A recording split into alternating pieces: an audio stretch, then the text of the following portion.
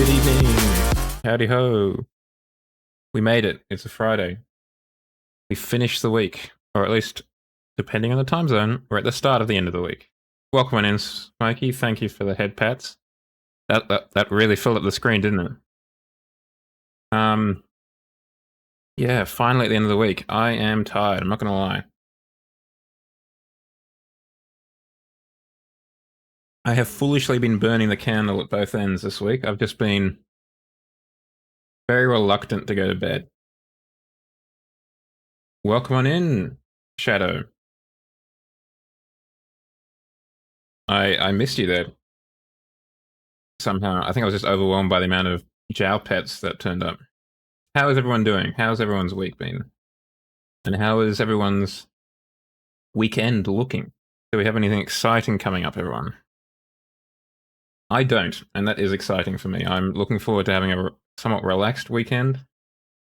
I've got some video editing to do, both for this and also for like church stuff that I need to do. I got that. I think I advertised to you guys that I've got that I was looking to apply for a job, and I did that last night before the cutoff time. That was nice. Got a amount of paperwork. Ugh. Thank you, Wolf. Thank you. Well, we'll just have to see what they reckon. See what they think. If they think I'm up for the job. I hope they do, because I would like the job. It pays quite a bit better than the current job I've got, and I think it'll be more enjoyable than the current job I've got too. Thank you, both of you. What do you mean by the opticians? Do you mean like the eye doctor?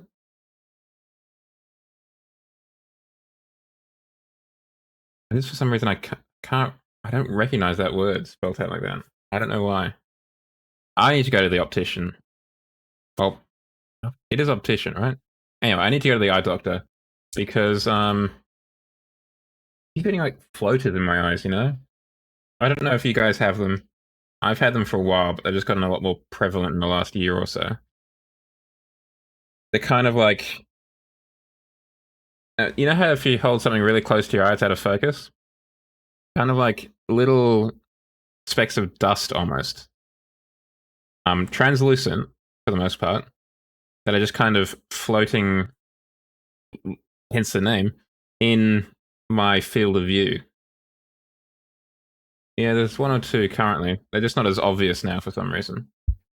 But during the workday, I can really notice them. Ooh. Maybe it is because I am tired, but even I feel like even on days that I am more well rested, I get them. But maybe I'm not as well rested as I thought I was. My name is Jeff. I don't know, Jeff. What do you reckon? Anyway, that's why I think I should go to the optician, the eye doctor. But I'm desperately afraid of the eye doctor. Not because, like, I know I need to go to them. Like, I know they would help save my eyesight in the worst case. But I'm just desperately afraid of anything medical and the face. A movie called Holden versus Ford. Is that an actual movie or is it a burnout session?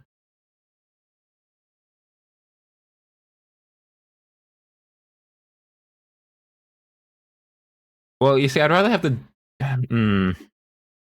I'd rather have the dentist, just because for the most part, the dental work I've had to do is relatively banal. Like, I know my aunt has had some pretty radical teeth stuff done, so it might be different for her, but for me, it's the eyes, I think. Because I think even in the worst case scenario, like I have to get all of my teeth yanked, I think I'd still prefer that to having to have like something wrong with my eye, you know? Hot take, I'd rather be able to see than eat, I know. So what's the movie about, Smokey? What's the gist? Is it some sort of mountain panorama situation, or is it or is it what? Because obviously, when I hear Holden versus Ford, my first thought is Ford versus Ferrari. I'm lucky, Shadow. I haven't had my wisdom teeth out yet. There is a chance I will have to have my, which one was it? The top left one yanked because I didn't go to the dentist for a while because of COVID and frankly depression and a whole range of things. So when I did go, they discovered I had quite a deep cavity. And there's about a 50-50 chance that I'm going to have it yanked or a root canal. So, I mean, faced with that option of a root canal or having it yanked, I'm pretty confident I'd go for the yanking, just because I think that would be a bit less of an ordeal, like mentally for me. I don't think I would absorb as much psychic damage from that. It was often didn't help that my dentist at the time was a total cess. Braces. I actually had a friend from church have. She's what 20, 28 currently, I think. But she had braces before, and then she got the Invisalign stuff again like a couple of years ago. Kind of crazy. I was lucky enough not to have braces. My teeth are a little bit whack in some parts, but for the most part, like there's no medical issues with them. It's all cosmetic. And probably because my mom didn't want to have to spend the money, she was more than happy for me to say no. And here we are. It just means I've got very gappy bottom teeth. And I've got a slightly my two front teeth, like the two very front teeth, the rabbit teeth, if you will, one of them kind of rides slightly over the other one, overlaps them.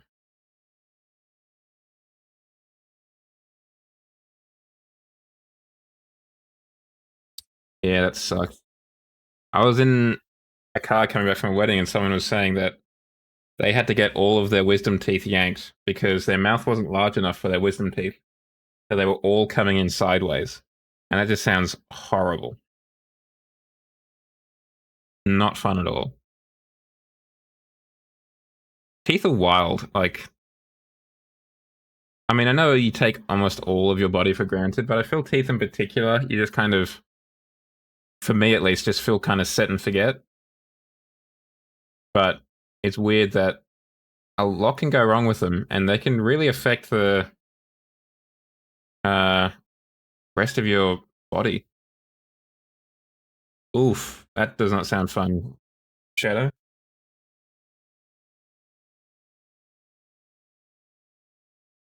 Not in the slightest enjoyable.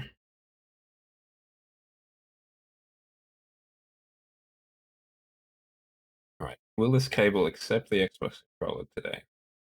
Looks like it will.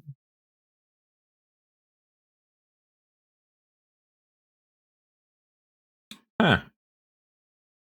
There you go. Yeah, that would not be fun. Yeah, we all did, Smokey. I believe if you check the Discord, Ren Somniac mentioned it. Where was it? I think it was in the games media. They accidentally announced that it was the Subaru 2015 was a exclusive, but it was actually available from the auto show. So as a recompense, they gave us all a CT5 Blackwing. It's fine by me. Won't say no to a freebie.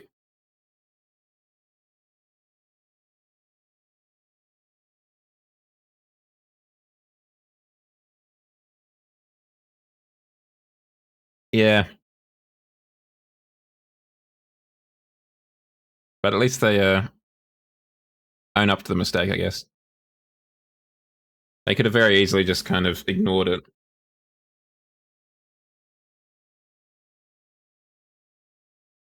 Okay. I've heard pretty mixed things about the Manx, the Myers Manx Mark II. Well, I mean, we'll find out, won't we? I'll have a look. Go ahead, Wolf. Send traffic. What are we hearing you out?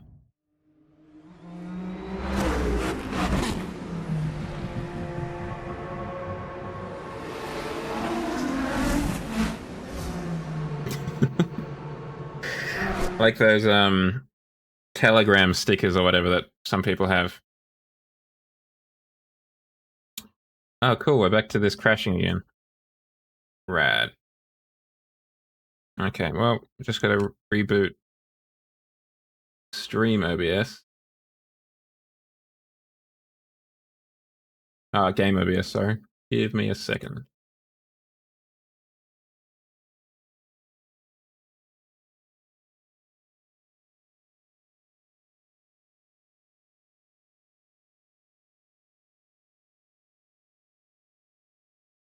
Alright, we're back up. I don't know why that failed. I thought I changed the settings so it didn't fail. Like, I feel like I made it work once, and then it's just not done it since then.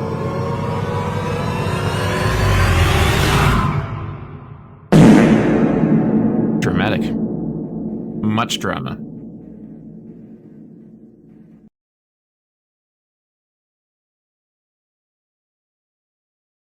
Okay.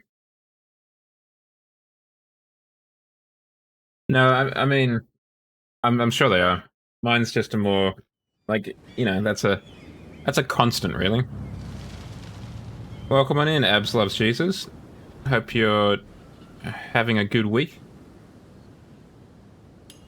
Let's figure out what we're doing. So we're going to start with this one. Decades 80s. I wonder if the regular Myers Manx fits in there. Welcome nice back, if it comrade. does.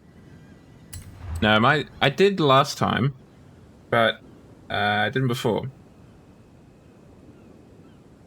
Yeah, that's yeah, 4:30 a.m. Not a huge amount to do at that time. Yeah, happy to hang out here for a little bit if you so wish. I mean, that's probably what I'm going to do. I'm just wondering if you can use the Myers Manx for it. Though it's not telling me what year it came out in, which is annoying. I guess we'll just sort it by year. 70s, bollocks. Okay. Well, let's see what's in the 80s. Well, that's the thing, Abs. That's time zones for you, huh? When it's 10 o'clock, no, earlier probably, because of daylight savings now. But when it's 9 o'clock in the morning, wall-to-wall Americans. But now, all the American streamers are in bed recovering. We could take out a Civic.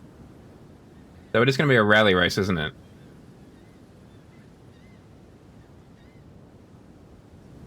You'd probably what you would want to do in that case, Smokey, is you'd want to, like, what do you mean by a bit black? I guess is the first question.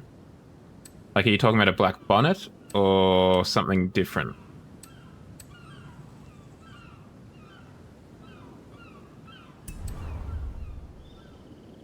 Let's just go back to the festival playlist. Yeah, just a little bit more specificity. If you could. Because if you want to paint, like, the bonnet or the spoiler or the wing mirrors black, that's quite straightforward. The color fade, as Shadow's talking about, is a little bit more complicated. What are we looking at getting it to? E700. Okay, there's a fair amount of wiggle room we've got then. We could break out a Lancia. Like, if you just want black stripes or something on it, the best way to do that would be through the vinyl editor. Oh, the Turbo 16 actually could be really choice for this. Take it back to what it's meant to do. Well, then you'd want to go over here, over here, and then jump into apply vinyls and decals. And you'd have to, like, stretch a polygon or something to make the shape you're looking for. I think the Peugeot is going to be the choice for me. If I have it. I think I do. I feel like we unlocked it in a previous week. I was wrong. We could make that a knockoff one, though. That's 91, so that doesn't count. Alright, well, let's just go back to year and we'll just sort through it that way. We could do an MR2. That could be fun. The M5, maybe. That's the OS 500. Let's call it Turbo, perhaps.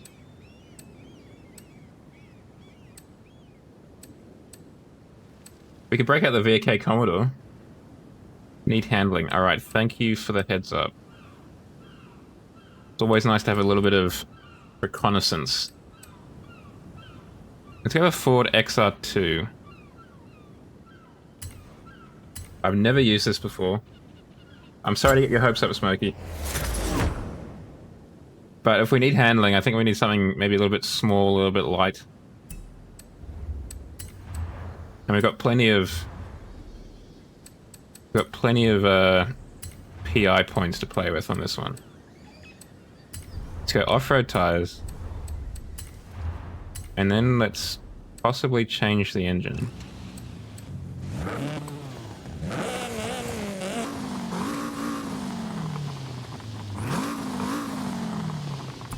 What are we looking at?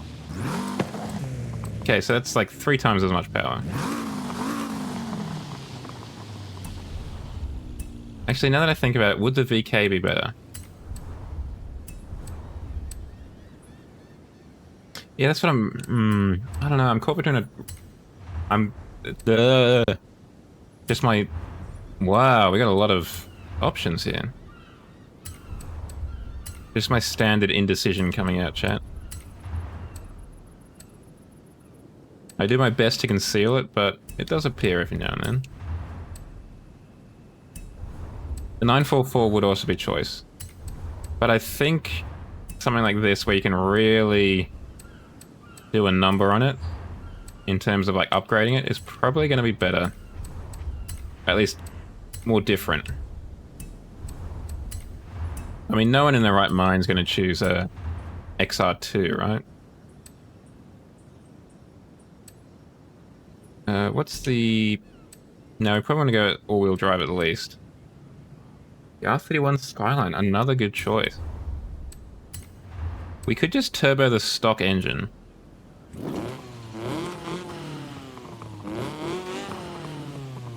Let's try that out first.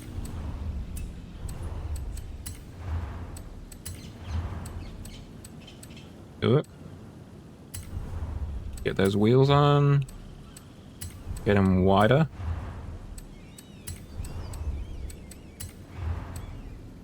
Get them looking good. That'll do.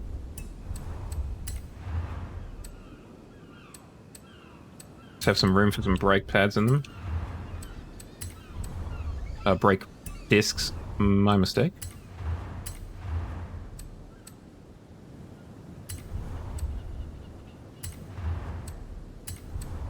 Rally springs. Let's get... There's going to be a lot of roll in this car to begin with. Try and get a little bit of that taken off. We could reduce the weight even further, so it's 778. I'll think about that.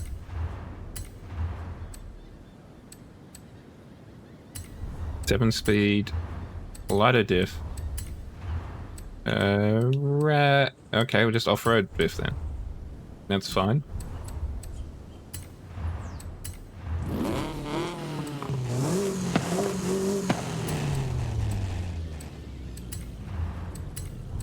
Okay, we're in B class now. What happens... We've got 100 kilowatts on the dot. We can reduce the weight for 20 PI points. Probably does a really good number on... How does that reduce the handling? Maybe it reduces the stiffness? Acceleration goes up, launch goes up.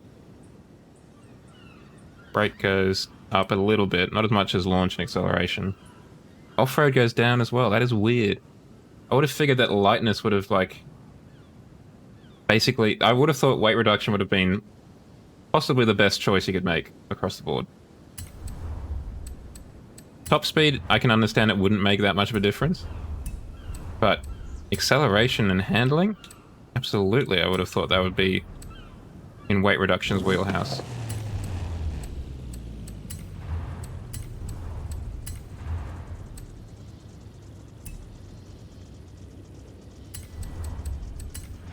Probably get an air filter.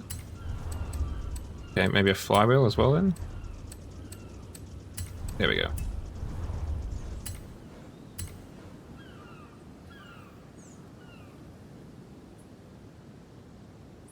It is weird. I do wonder how much of it is just like a somewhat nonsensical balancing decision, right? Just being like, well, let's just make this work. Let's go Ford Blue.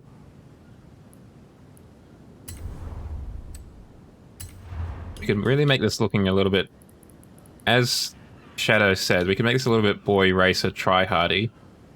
So we can go for a carbon fiber hood, carbon fiber wing mirrors.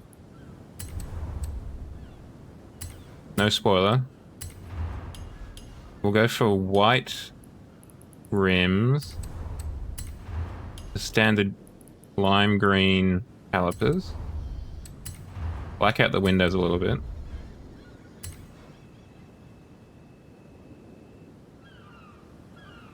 Yeah, that would be really nice. Smoked tail lights and possibly the headlight eyelids.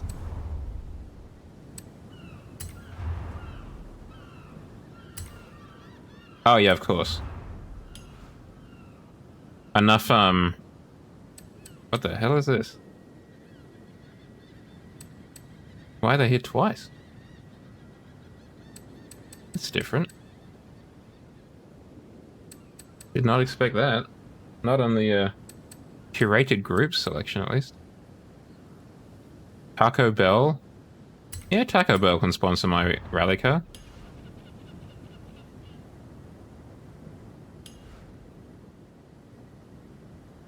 So now the Taco Bell presents. Now what about we search Boy Racer? This is probably going to come up with some weird things. Antisocial, perhaps? I've never had Taco Bell. I have seen that it's making its way down under. There are some turning up in Australia now. But because of my gluten intolerance, I'm not sure I can actually try it out. Antisocial Taco Bell?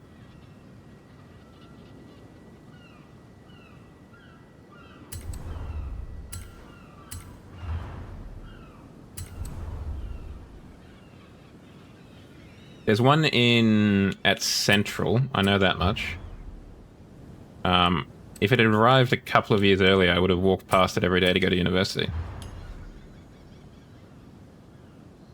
The number 53 antisocial Taco Bell car. Take them on the inside.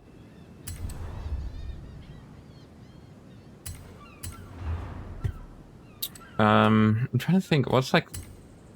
Obviously, Boy Racer is not giving us the greatest results. What's another word for it? I mean, like, you could say pimped, perhaps?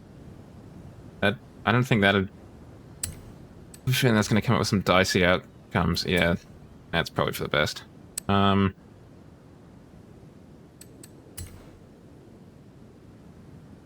Moron? Yeah. Well, that's not quite as fruitful as we were hoping. Stupid.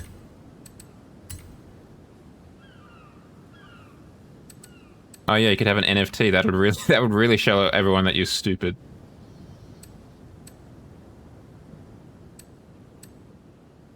Built stupid. That is actually a perfect vinyl for this. But just a lot of my cars, actually.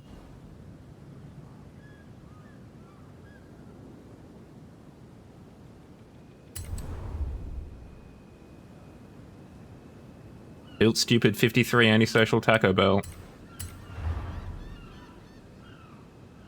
Oh wait, oh, we've already got the search results. Take your mum's car back home, eh? My channel has 1 million subs. Nope.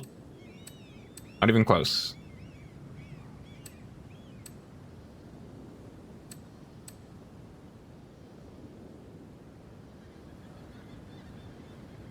Like, 100? No, 90, I think. I think 90 is the top speed you can go in your red peas. Apologies for the ads, chat. They allow for newer viewers to turn up a bit easier from raids and what have you.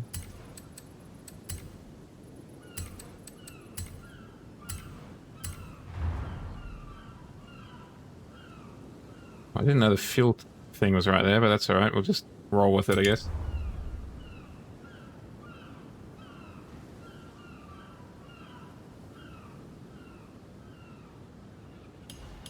Well, now, hold on. Let's... Sorry, I'm going to have to ask for an explanation, Shadow. What do you mean by red peas in the English context?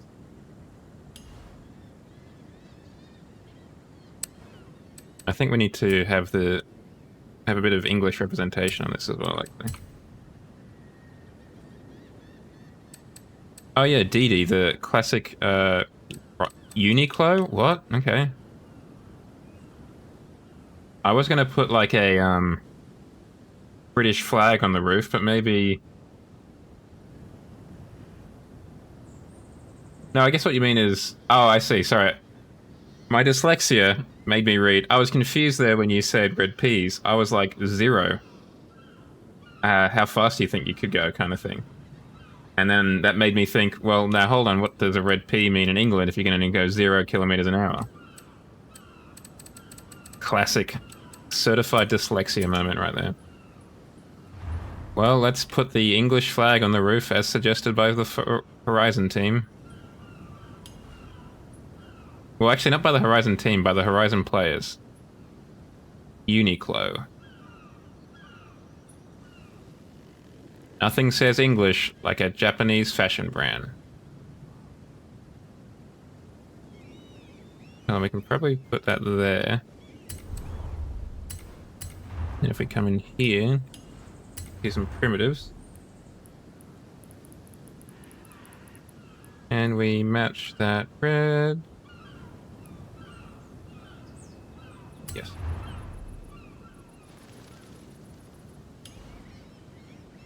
Yeah, I mean, I've got a cousin who basically only wears Uniqlo. Yeah, that's better. And then we want to copy you and paste you.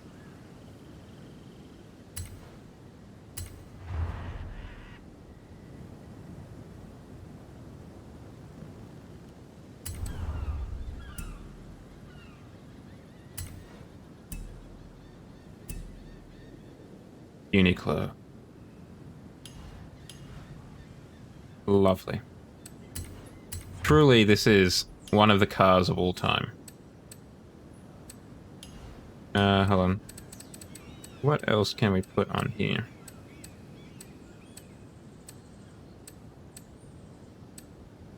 That is a whack Union Jack. Dirt Road Drifter. English Heritage. RX-7? Okay. Godzilla, classic. A classic English phrase. When I went to London, the amount of people... That actually makes a lot of sense when you say that. I don't know why that makes sense to me, but that does. Nothing says Godzilla like an XR2. Welcome on in, Ginny. How are you? We're just finishing off our fine vehicle. That's all right, Ginny. I appreciate the look. Oh, excuse me. I appreciate the look. And best of luck with whatever you're trying to do. Is there like an England sticker on the back?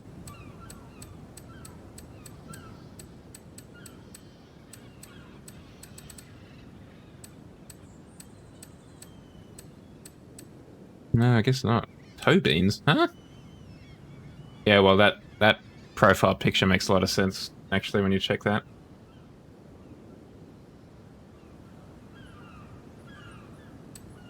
I mean, ideally, if you could put like a heritage license plate on the back, that would be good. I feel that would match the... Yeah, I think you're right. I think you are right. I was kind of hoping not. I may have mentioned it before, but I'm not a fan of toe beans. I know I'm like the one person in the furry community that isn't, but yeah, that's my cancelable take. Toe beans Jow. That's the name of the car.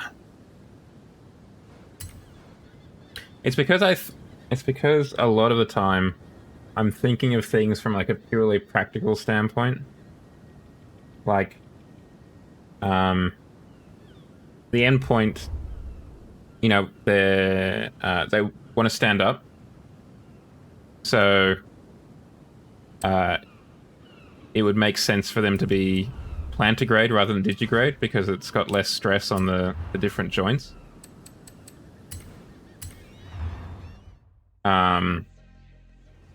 This kind of stuff. Okay, we need to have a look at those gears because those are going fast. Yeah, we can do better than that. While we're here, get a bit of toe in there. Probably turn the diff down just a touch, huh?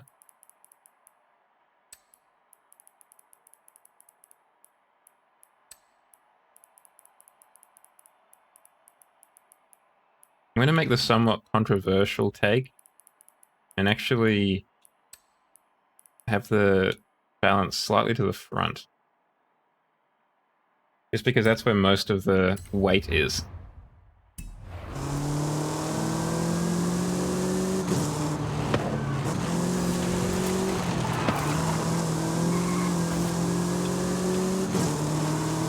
We maybe should have gone for a spoiler, but we are built stupid, so it's on the tin. It's not like we didn't warn our teammates going into this. Well, conditional it is, I guess, Smokey.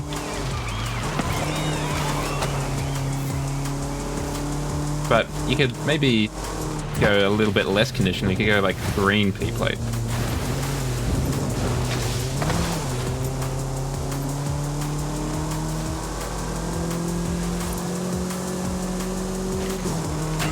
That toe beans is a little bit cringe, but it is also incredibly detailed for what it is. Like, you can really see, at least on my screen, you can see all the different intricacies in that thing.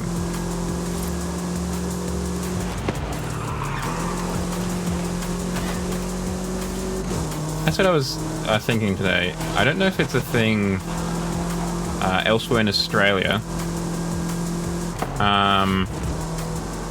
but in New South Wales at least, you can get different style of license plate. You've got your regular yellow with black font on it,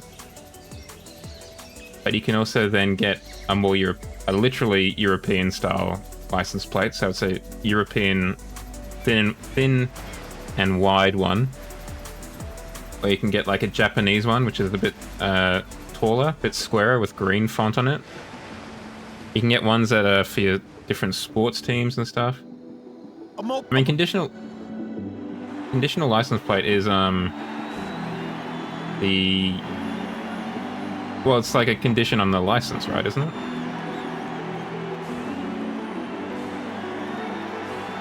Yeah, I don't know if it's a thing that is, like, national, or if it's just New South Wales that does it. But certainly New South Wales, you can change up your license plate pretty significantly.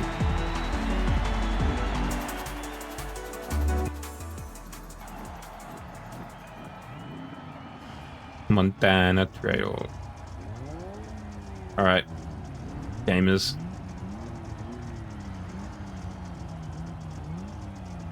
Yeah, I had a feeling it was, because I've never seen a custom Queensland plate. Seems that New South Wales is a bit looser, which is surprising. Normally Queensland's the loose one.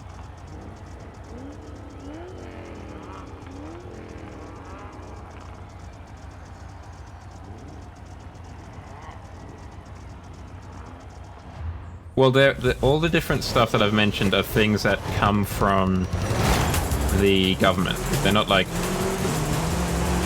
something that you can just whack on the back of your car yourself. You actually pay like a subscription almost to be able to have a Japanese or a European license plate on the back of your car.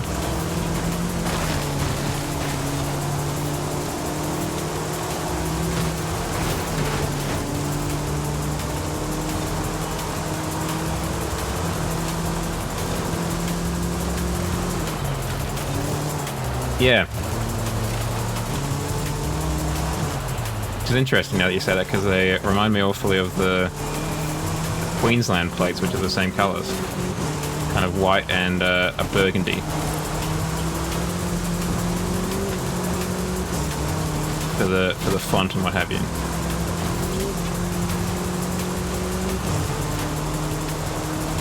Wow, Matthew Woo! I really shot ahead. In their RS 500.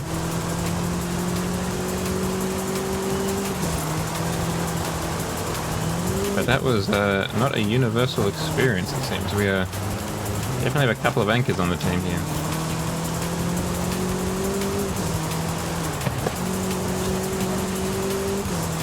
Oh, this is the Suru from last week, Smokey.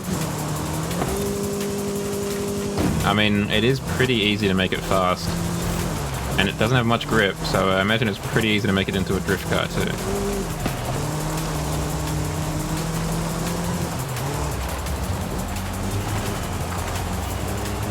I don't know. I've often wondered about that, because, I mean, aside from that, like everywhere, I'm assuming like everywhere else, you can also request like custom combination of characters or whatever, and assuming it's I guess polite and not taken by someone else, for a fee, they'll give it to you. So it's not uncommon to see people with like Jane 93 or whatever, you know? And I'd definitely not do that. I don't think I particularly would care to have my car kind of dox me in a certain way. I think I could do without that.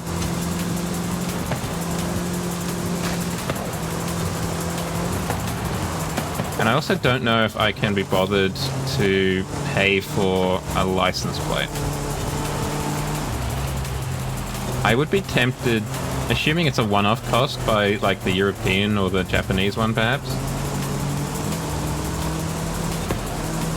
That's not good.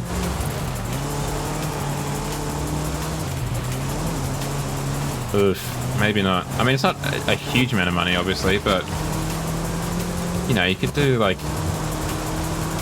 you do a lot more with $500 than just a license plate, right? That's a lot of petrol. Well, maybe not that much these days, but still.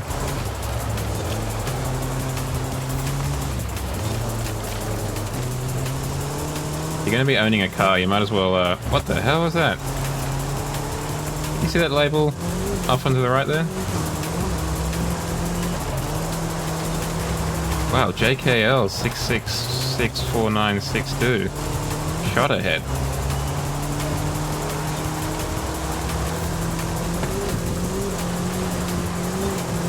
Oop, oop, oop, oop.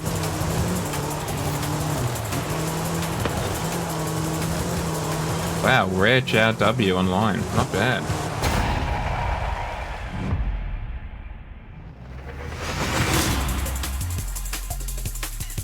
I mean, you will be bankrupt once you get the license plate, that's for sure.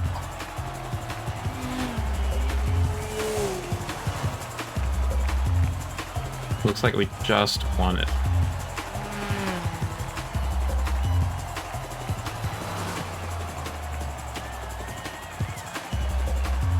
Oh, I love Forza 9528 coming back. Ooh, not as much. Well, that's another thing, because my brother has not a custom license plate, but he has an older license plate that my father owned, and we've kind of held on to ever since, and it's on his car. But it's like fallen out of, I mean, it's fallen out of fashion, but it's fallen out of acceptance almost by the government. It's a black license plate with white text on it. And I guess because that's harder for the speed cameras or something to read, you have to pay a custom license plate fee for it. Would you be able to fit that in? Would that, would MSW, SDW, Fox, would that fit? Do you have enough characters in England for that one to work? How did I get into Forza? Basically I saw Forza Horizon 2 being reviewed. No, well, the first thing I'd ever heard about Forza Horizon was there used to be a video game review program down here on the ABC called Good Game, and at the, I guess it was 2012 maybe, probably 2013 E3, they did a show and they interviewed some of the developers, including one of the developers for Horizon 2, and they were talking about how, well, we had all these vineyards and stuff, and we figured, yeah, you should probably be able to drive through them. So we made it that you could. And I was like, that sounds pretty cool. And then later on, I saw it get reviewed. And I was like, that looks pretty cool. And I haven't driven that kind of, played that kind of game in a long while, since Underground 2. And also, it's on the console that has Halo. So, why not? Oh, of course I know Video Easy. Oh, whoa, buddy. I love Forza. Brakes exist, my guy. I used to work at a video shop smoking.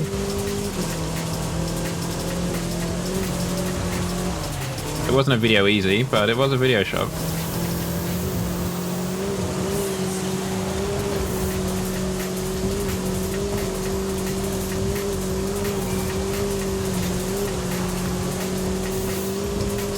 Like, you bought a Wii from there?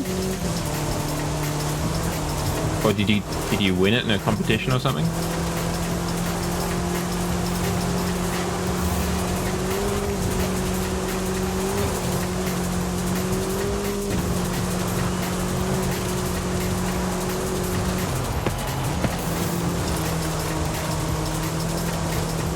Yes, but go to their house, Smokey. Did you buy it or did you win it?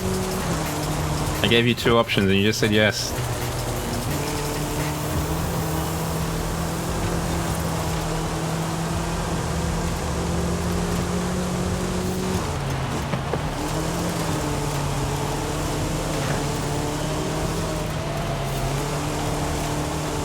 Oh, really? I didn't know that they sold them.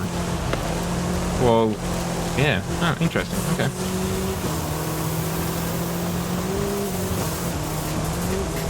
Now, my shop was a weird one. It definitely...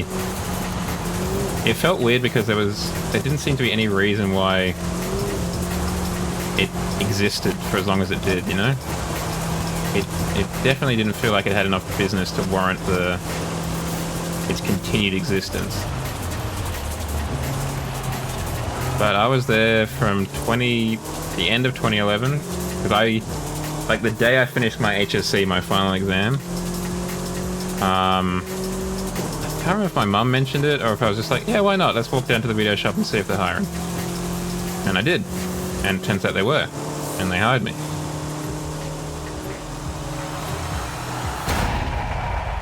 And then I was there until about 2014 or so. But it was just really quiet in the last few years.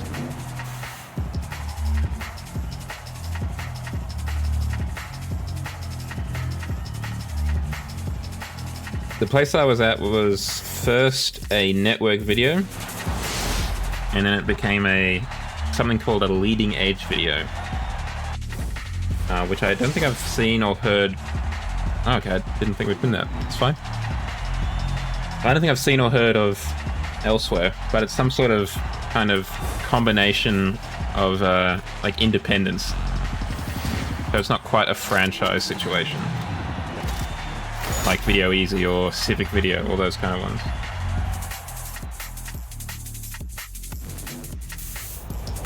Of course, now with streaming services, we're kind of beginning to realize how good we had it with Video Easy and what have you. Civic Video was my first. That was the one I went to first. Microcar Madness. Maybe.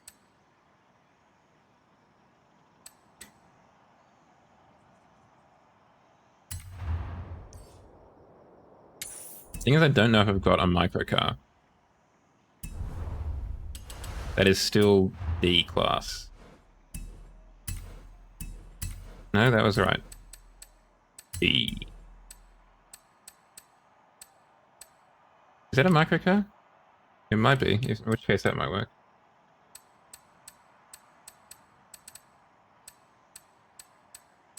Then again, I can't imagine I've actually even touched the peels. Hopefully the Cooper S qualifies. Do I not have a peel in here? No, maybe I do and I've just upgraded it.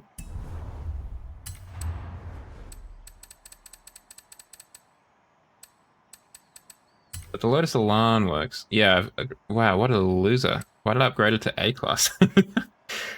Lotus Elan. Let's see if we've got that bad boy.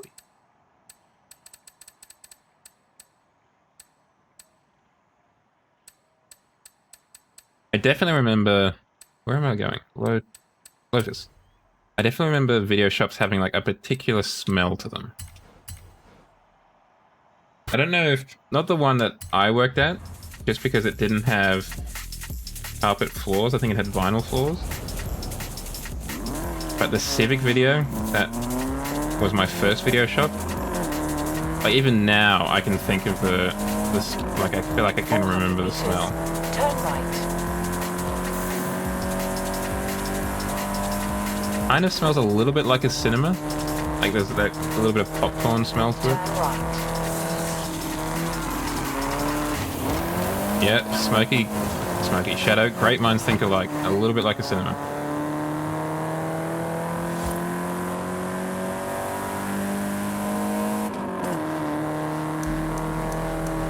Stale popcorn. I mean, back in the day, whatever like camera film was made out of for the VHS tapes.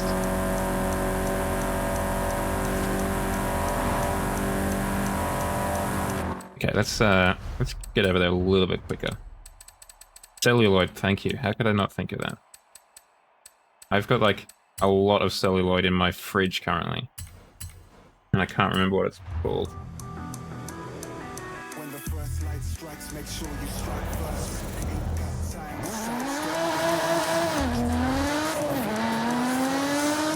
At the I went for a walk around the place on Monday evening, and there was someone throwing out a whole mess of VHS tapes on the council cleanup, and I was really tempted to pick some of them up. I don't know why. Oh, I remember when VHS DVD combos were like the thing.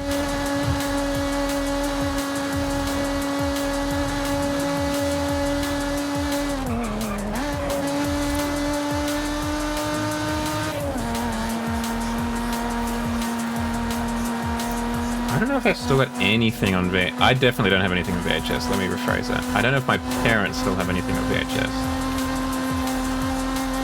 I think the chance is probably not.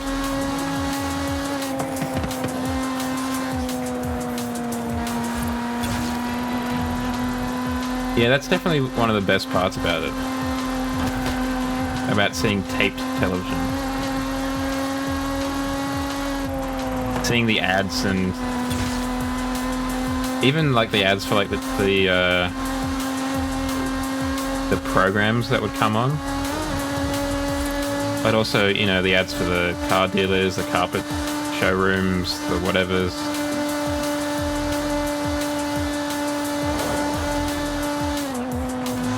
Yeah, but I feel like Subway is meant to have an odd smell, right? That's because it's a kitchen.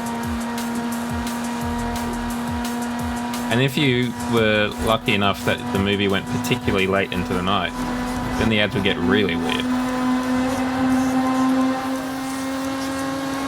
You know, you get like horoscope services or whatever.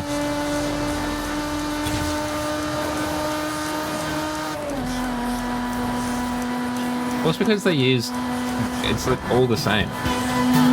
Right? Alright, let me pull up at the race and then we'll, Yeah, that too.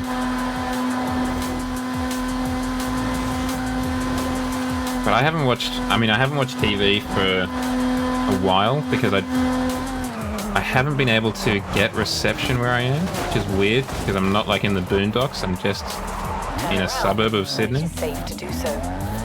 But then again, I've got terrible phone reception here too.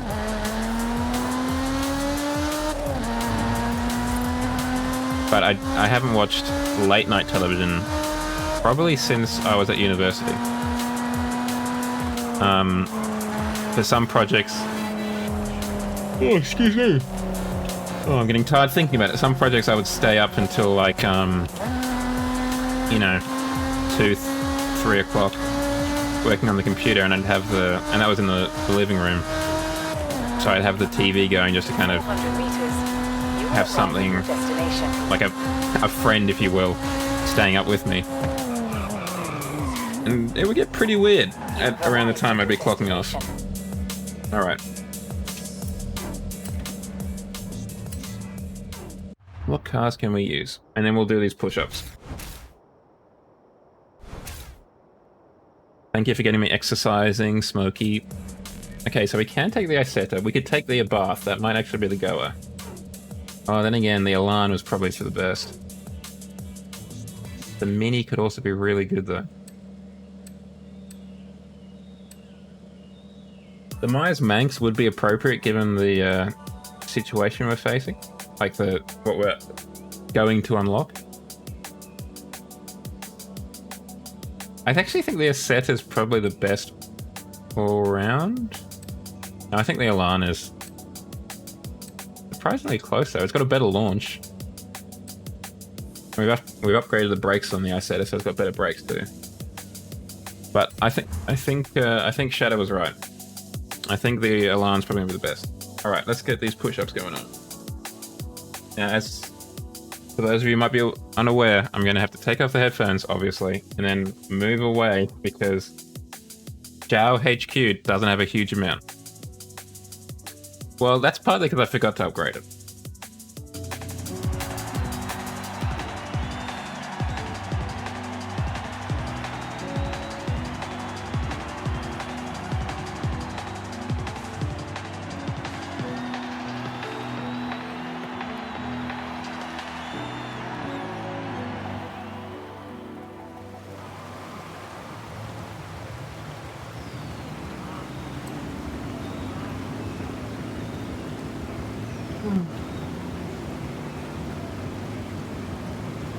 I mean, I probably should have. But we can use this race to figure out the problems we're facing with this car and fix them for the next race. It's a pretty pimped out, can't remember the name of that car. Frog car. Damn, that DuckTales? Damn. Now hold on a second. Austin Healy, thank you. That's not a... Hold on, let's try that again.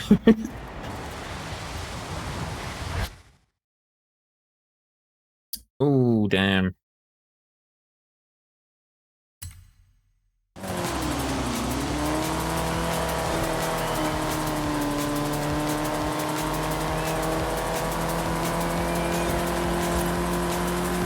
Well, it is wet, but yeah. Partly because the suspension is pretty loose. So it's pretty disappointing being outturned by, like, a peel trident. I mean, it's already depressing enough losing a straight line race with an Isetta. 4 gears is probably not helping, though. Shadow up ahead in a Myers Manx. Wolf over here in a dune buggy of some sort, and a Peel P50 unsurprisingly taking the lead.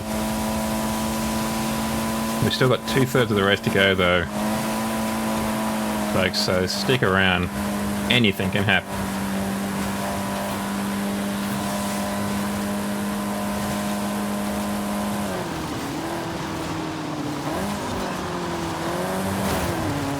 At least I was smarter than Shadow in that I've got a roof over my head. In these conditions, I think a roof would be useful.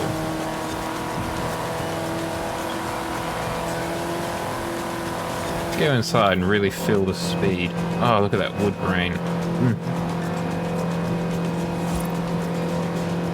Yeah, you're gonna have to really blow dry your floof off. Overcooking it. She likes to over-rotate, doesn't she? There you are.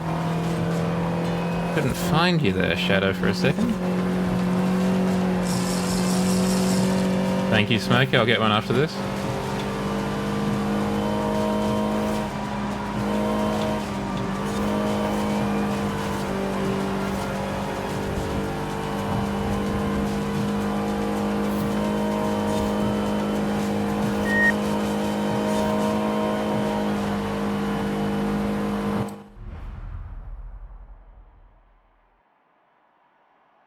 $77.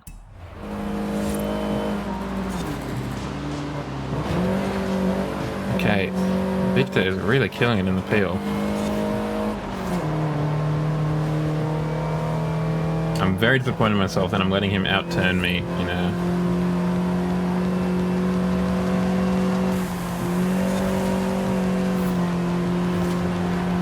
In the Myers Manx. Well, at least there's 2 seats. It's not like it's the Peel or the dune buggy behind me, where it's a 1-seater.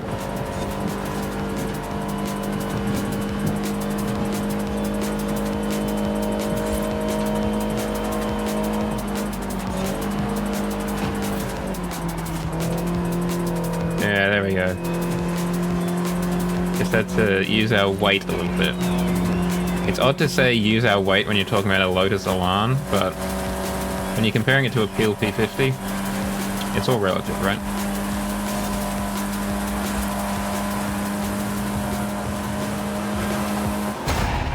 Luckily, we're just near our house, because we do need to do some upgrades on it.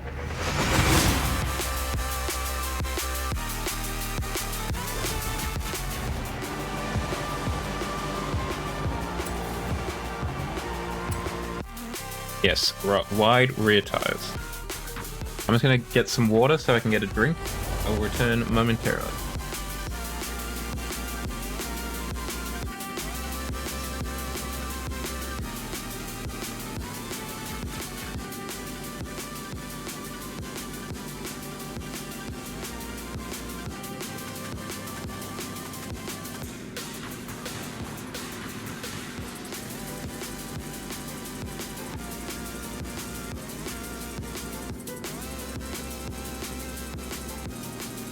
Alrighty, we're back. See you in a bit, Smokey, if you're still here to hear that. Okay, let's try and fix this car up.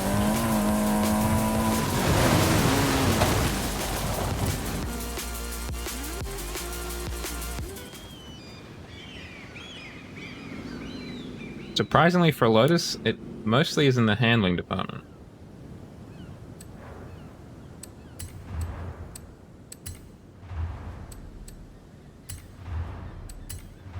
I reckon a spoiler wouldn't go astray.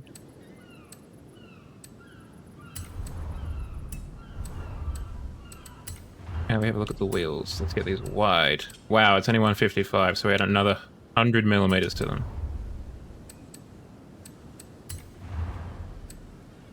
Okay, that reduces handling. Let's not do that then. And we shan't do that either.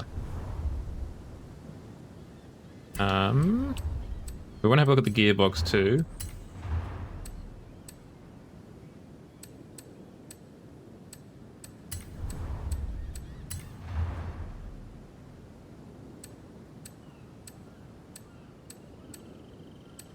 Get a race diff. Can we get race suspension? We can. Let's get that.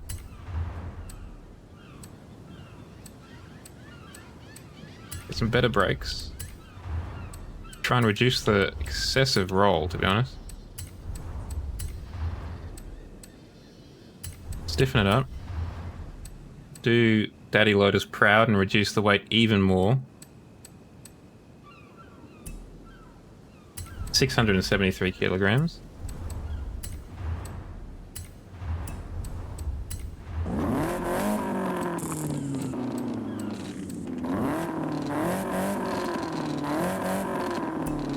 $98. Can we get to 100 kilowatts?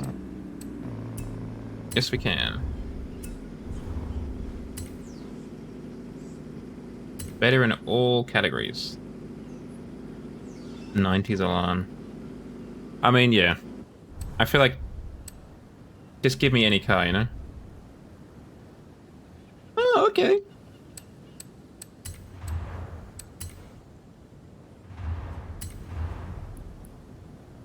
Ooh, that's an interesting choice, actually. Hold on, we've got advanced colors, right? Anywho. Progressing right along.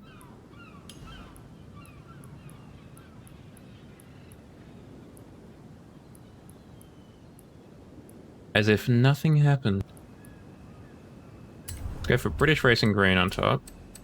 What's paint group 2? That's the bottom. Go for a yellow on the bottom. Oh, I've kind of gone for an Australian colour scheme.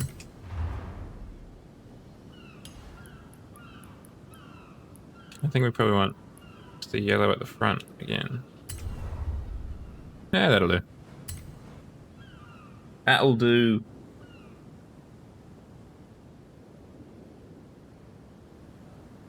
Yeah, very Brazil too.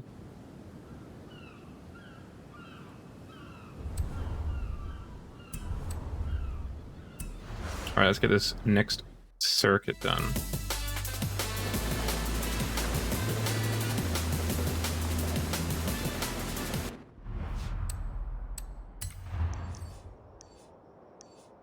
Yeah, come on. There we go. Player Azul. 200 meters. What's the gearing like? Can we bring that? Yeah, we can bring that back a lot, actually. Oh yeah. On like the WWE or on the more local English circuit.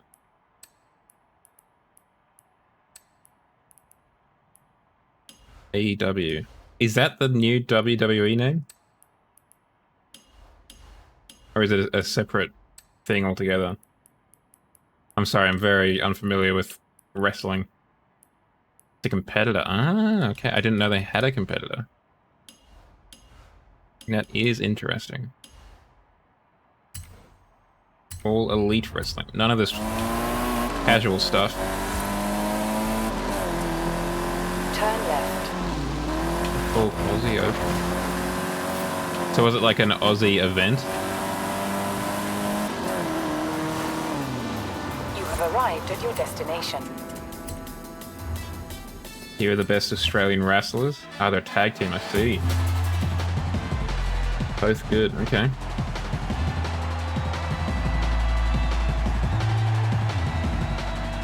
feel like wrestling has definitely had a bit of a renaissance recently.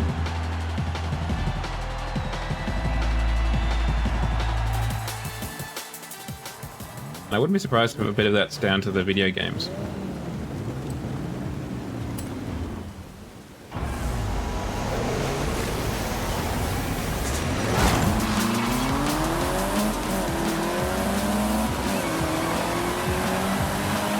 Yeah. Oh, I would love to be in the three-wheel Morgan, just like in real life, but not in this weather.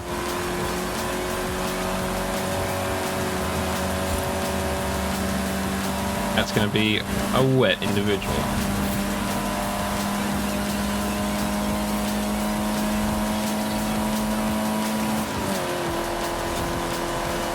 Okay, we've definitely fixed some of the problems we were facing before. I mean, look how much flatter it is in the corners, if nothing else.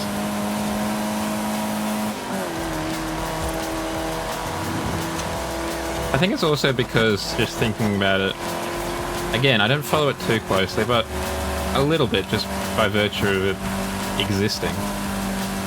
As far as I know, a lot of the bigger ticket items, like John Cena and what have you, are just not quite as, you know, in the ring, I guess, as they used to be, because they've got other commitments in acting and what have you. And people like The Undertaker or whatever, who were institutions for the WWE, have retired.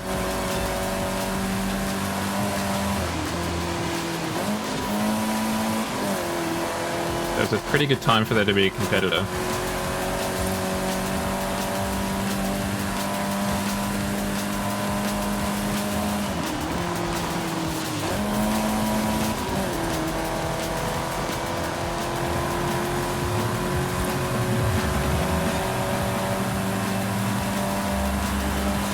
Have a look at some of the wrestling games on here, because they do seem to be, they could be quite funny in some respects.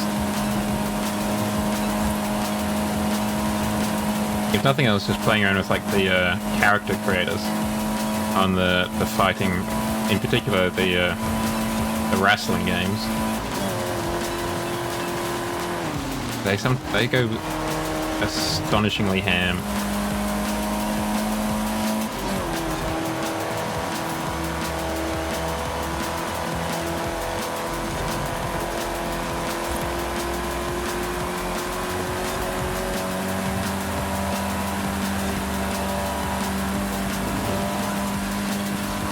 Wonder how long until we see the AEW games.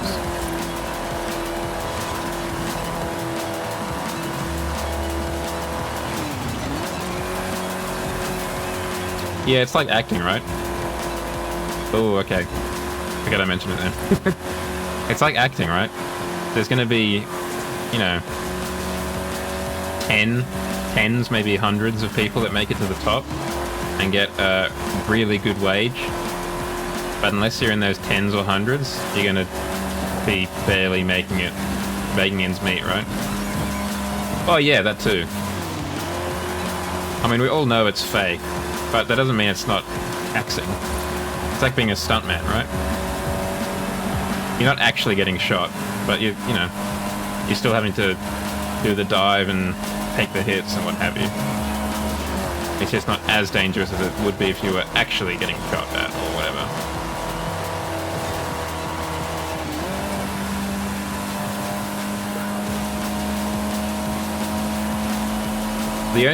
One of the few things I know about WWE is like they had those, like you were saying, the soap opera stuff, like the weird storylines where, you know, John Cena would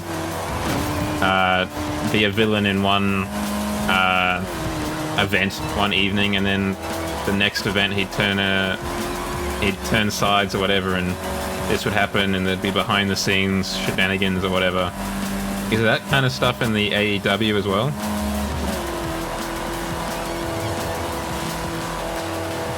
These kind of really, I mean, for what it is, surprisingly convoluted storylines.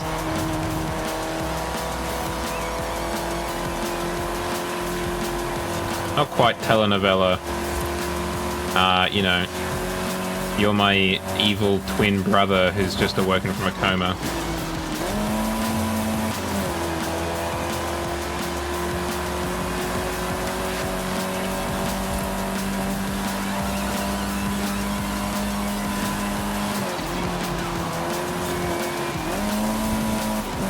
Maybe we just need to play around with the anti-roll a little bit, perhaps? Because we are over-rotating a little bit, which that might be the water, though. Like the wetness of the track. But it's definitely better than it was before. Definitely better.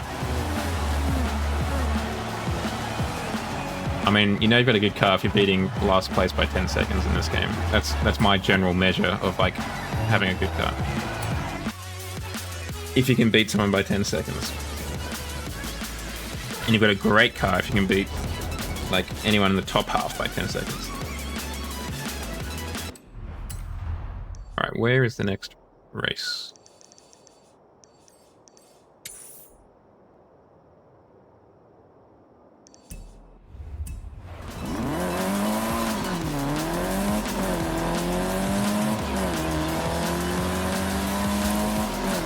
Alright, let's get there a little bit quicker.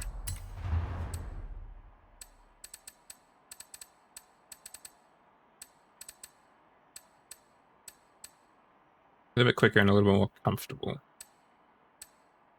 Getting the Vantage. Vantagio.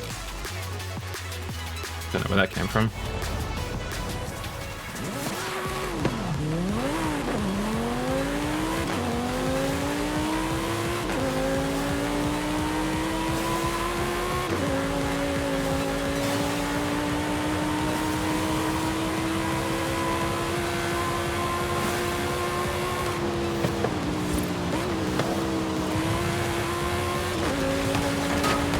Daisy.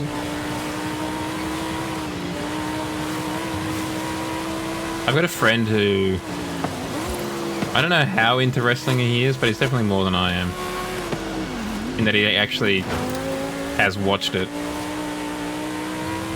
I remember he was my roommate for 3 years, and I remember at one point he was watching on YouTube, I think, some Japanese wrestling.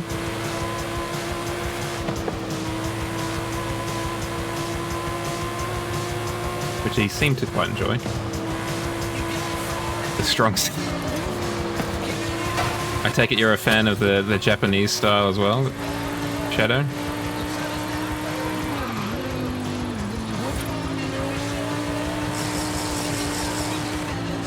Thank you, Smokey. Just let me round that corner. Get a drink.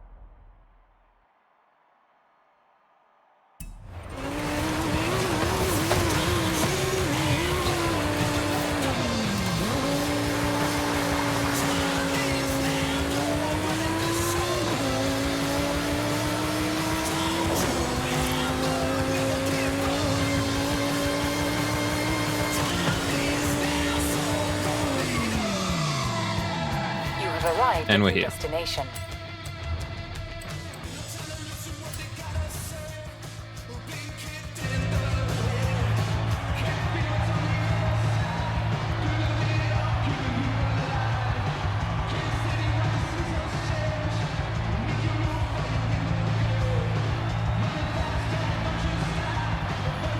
There's not really much sport that I watch. I'm just thinking about it now. I watch the national team if it's playing, and I watched the Matildas when they were in the Women's World Cup.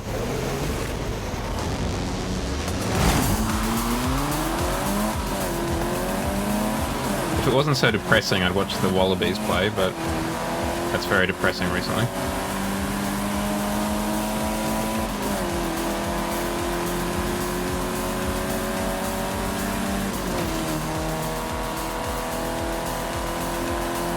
Well, and the wrestling too. That's kind of what I was just thinking. Do I watch anything like that? And the answer is no, not really.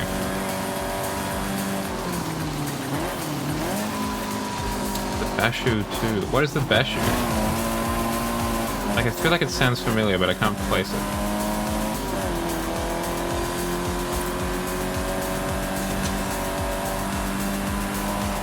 Ah, sumo wrestling, I see.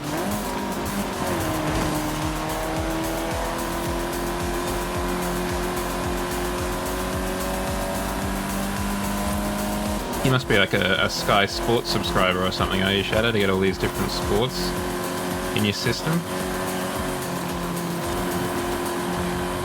Or you just find them on YouTube?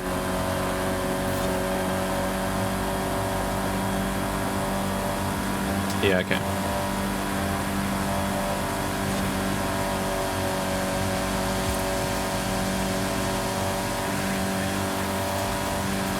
But like, I don't really watch the Olympics. I definitely don't watch the actual sports, really. I like to watch the opening ceremonies and the closing ceremonies a lot more than I like to watch the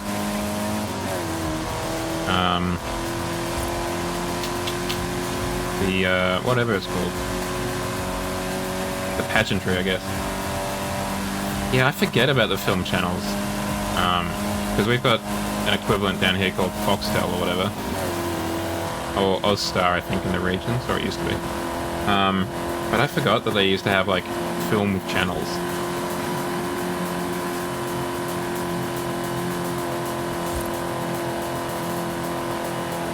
Until pretty much just now.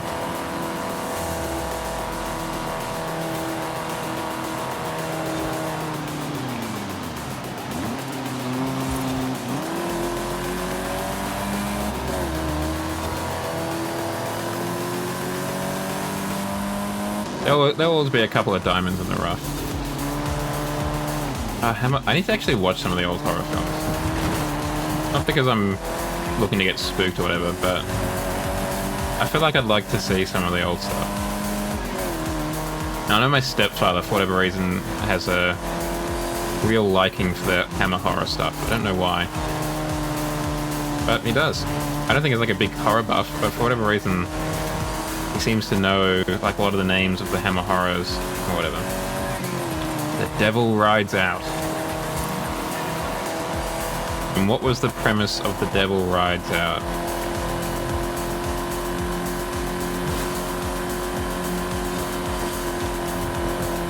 I'm trying to think what I would presume the premise of that film would be based off the title alone. It sounds kind of like a Headless Horseman situation or something. Like there's some sort of haunted rider. This guy's brother was taken in by this cult of devil worshippers. Classic. A classic literary trope.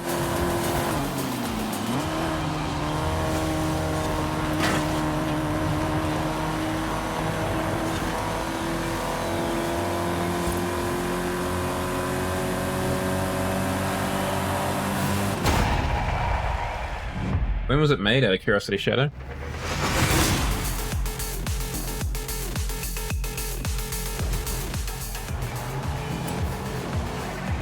I should have stayed on that menu just to see how far behind the last place was, because it looks like they'd be a long way. Peak Hammer horror time, then.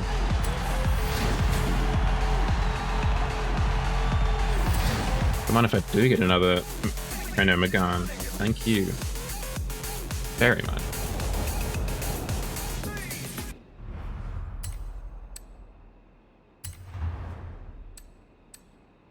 Okay, we're basically there. We could have a look at the, excuse me, the event labs.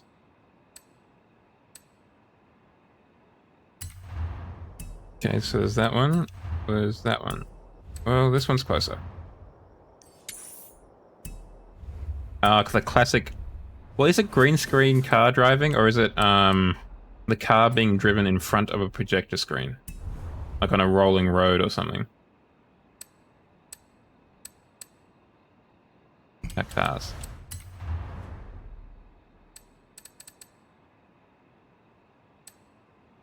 Sure, let's get in the 8C. Can't remember.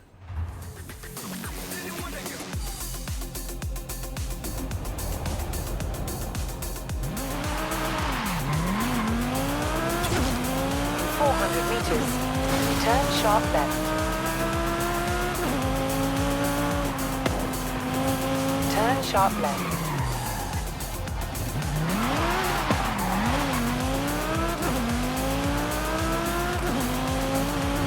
I mean, that was probably cutting edge at that point in 1968. I mean, particularly when you consider the budget that Hammer horror films had compared to, you know, the Ben-Hurs of the world. 400 meters. Turn left. Incredible Melting Man. I mean, it doesn't sound Turn left. particularly pleasant for the titular character. 400 meters. Turn left. I take it it's a man who's melting, Turn left. probably through some sort of science accident.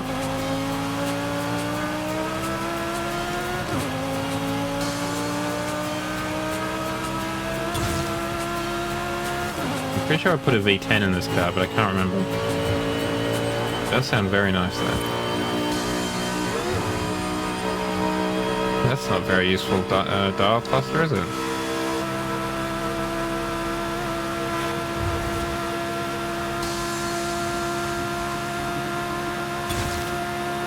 We are fast.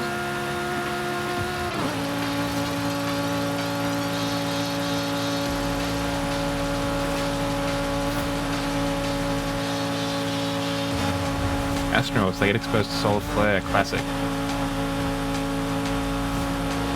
have arrived at Kind of like a Fantastic Four, Mr. Fantastic situation. Interesting. There was one film, actually, now that I think about it, an old English film that I saw. It was on during the middle of the day one day. I can't remember the name of it, but I remember the premise. It was in about this time. It was black and white. But I think it was maybe earlier now that I think about it. Maybe like the 50s. The basic premise was that I think the Americans and the Soviets had both accidentally detonated a nuclear bomb at exactly the same time on opposite sides of the Earth. And in doing so, turn left. had caused the Earth's orbit to shift, bring it closer to the sun. And it was kind of... the main characters were like newspapermen, and it was basically a mockumentary, in the serious sense of the word, kind of detailing how the world Turn was right. dealing with these changes.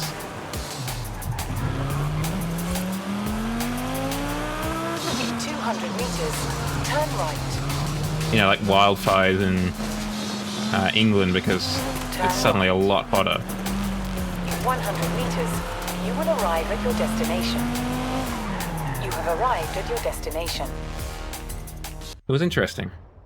It was kind of like a... I mean, you could see it now. It was kind of like an allegory for climate change, almost. X-ray? No, X-rayed all four. Good. Just snooze the ads for a little bit.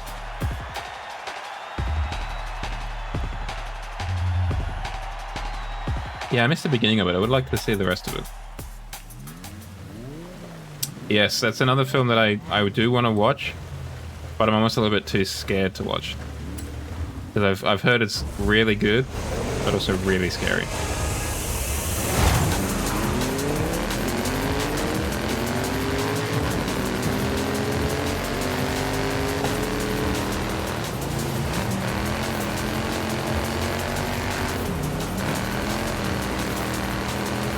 Yeah, I've heard it's like an just unflinchingly realistic look at just literal post-apocalypse, post-nuclear holocaust life. From the immediate detonation onwards.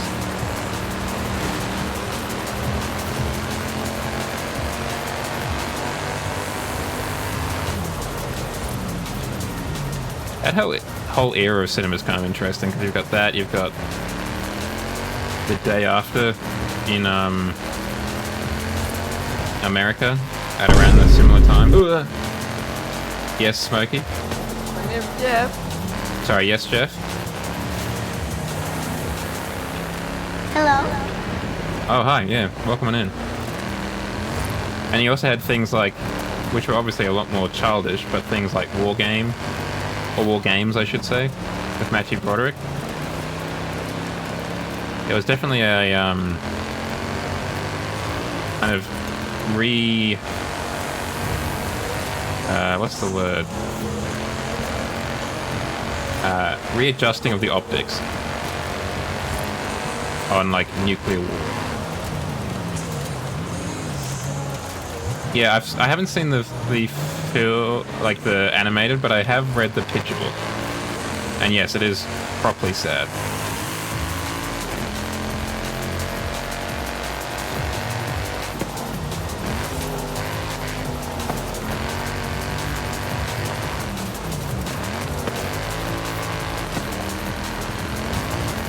Thank you for the lurk, Smokey. I appreciate it nonetheless.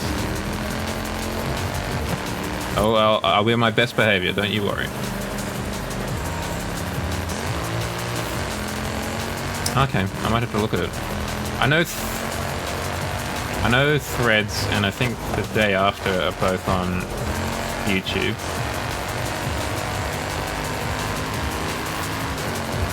I haven't watched either of them, as I said. So I have seen the attack sequences for both, which I believe is very early in both films, really. And between the two, Threads is definitely a lot more of a kick in the teeth.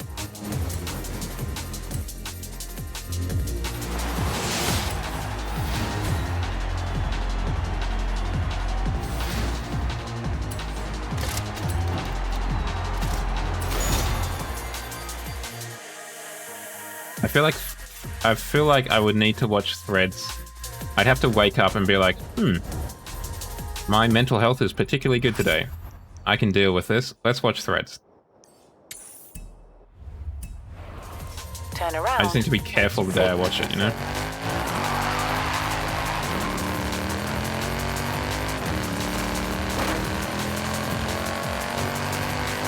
400 meters, turn left.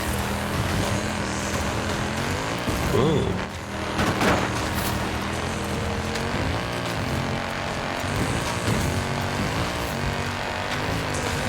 Recalculating route. Yeah. I've seen some of those, I think, on YouTube. While we're driving to this, I'm just going to run the ads. Apologies, chat, in advance.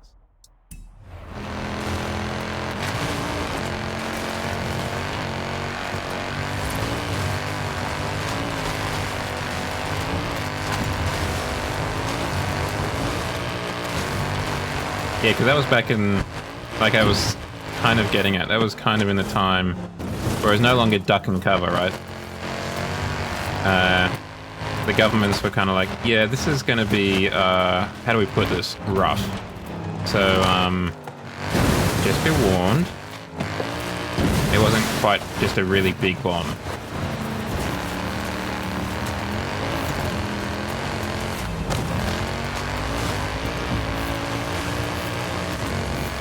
In 400 meters, turn right. Recalculating route. 200 meters, turn sharp left.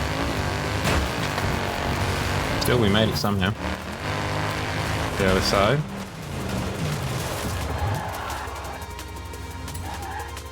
Vroom indeed, Wolf. Very much the vrooming.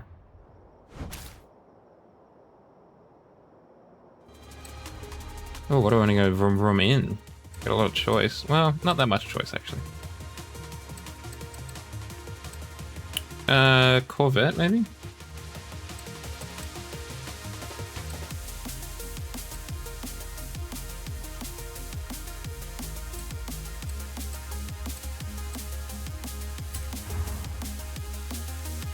What you watching? DP2. I do not recognize that. Wolf, what is DP2? Dead Planet 2? Deadpool 2. Ah, I see. Is there a third one, or is that the one that was in filming? I haven't watched any of the Deadpools, actually.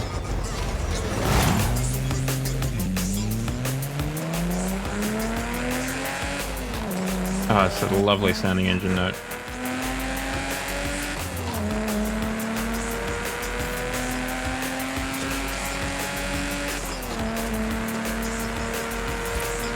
That's what I was wondering. I do think I need to play, not necessarily because of the FNAF film, because I haven't.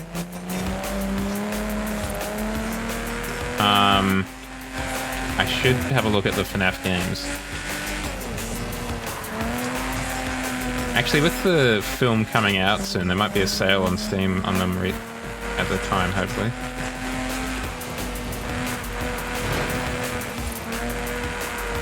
Damn, this car sounds good.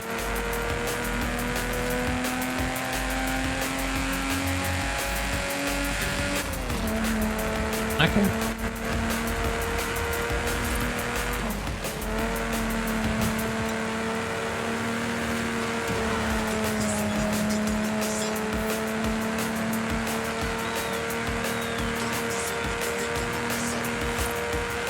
They were on Game Pass, I think, for a while ago.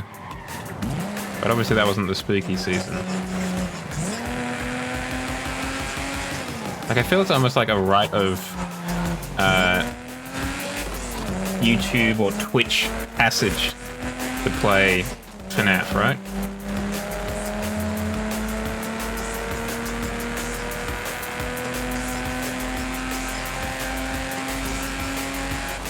I mean, I got jump scared really good on Wednesday morning for you.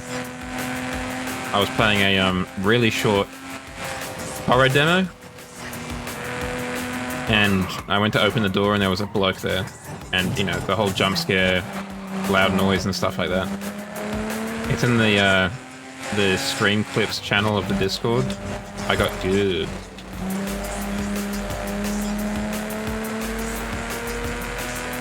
Is the Joy of Creation a FNAF spin-off? Or like a fan game?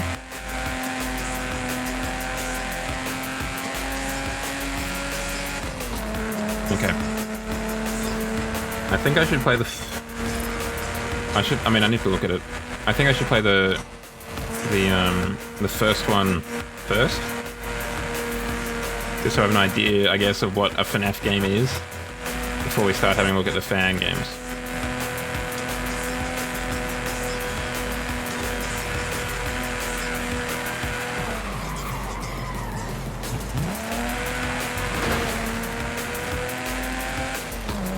Oop. Wasn't paying attention.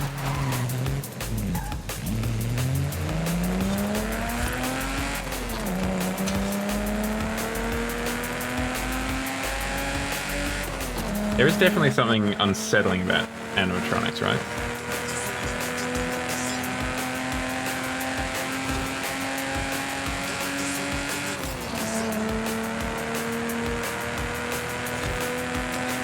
Yeah.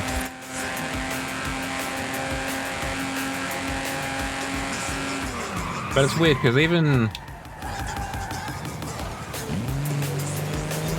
even like, your Fazbear Pizzeria animatronics, when they're not trying to be human. I mean, obviously they're probably designed to be a bit spooky. They're still unsettling, and I think it's because of just the way they move.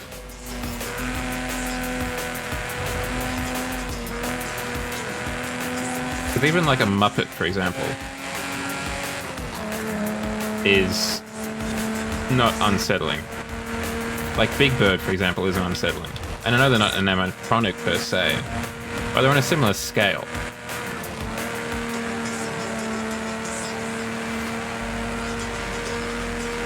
So I think it's got something to do with the fact that it doesn't have a human doing the movements, so it's a bit less natural.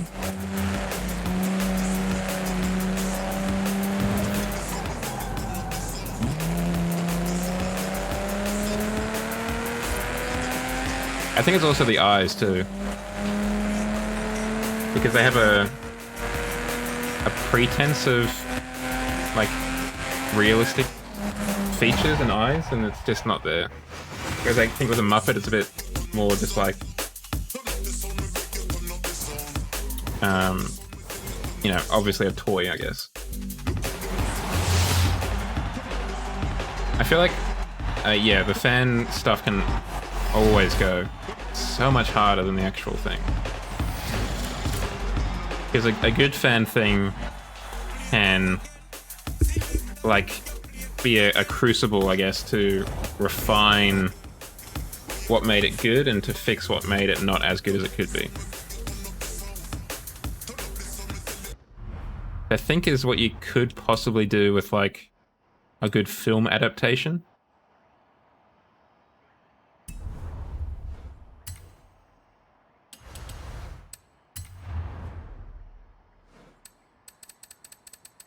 Alright, gamers, we got the Mars Manx.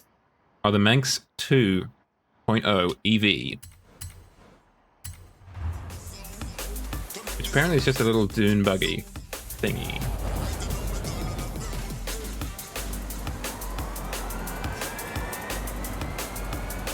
I mean, it's definitely not going to be road legal like this, right?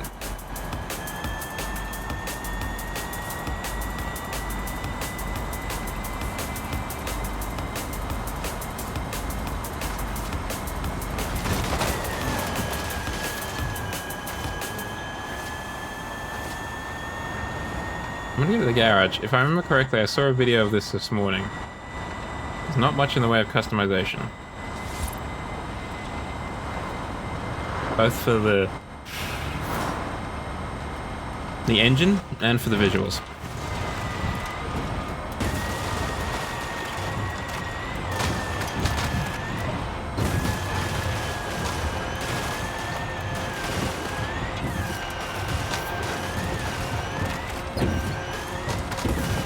I didn't realize until I saw that video this morning that the original Mars Manxes were based off of Volkswagens.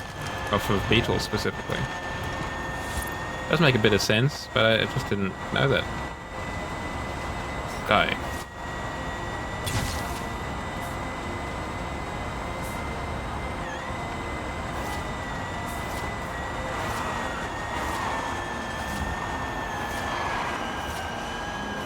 Just collect all of these car-wielding, sombrero-wearing fuel pumps.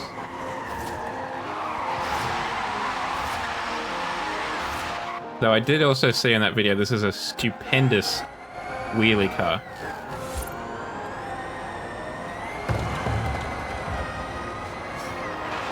Sorry, guys.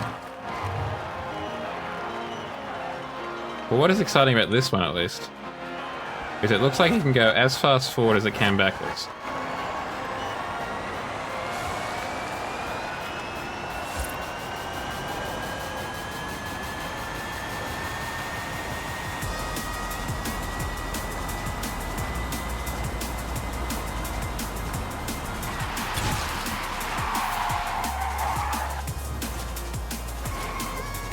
A rotation thing going on, huh? I mean, I'll never say no to having another Mini in the game.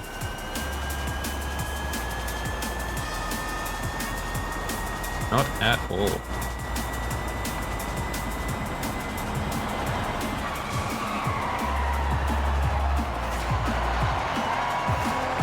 Let's see what we can do with this bad boy.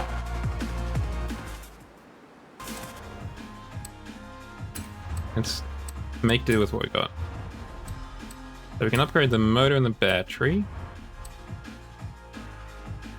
It'll give us an extra 45 kilowatts and an extra 100 newton meters of torque. That's all you can do for the kind of actual changing of the car's mechanicals.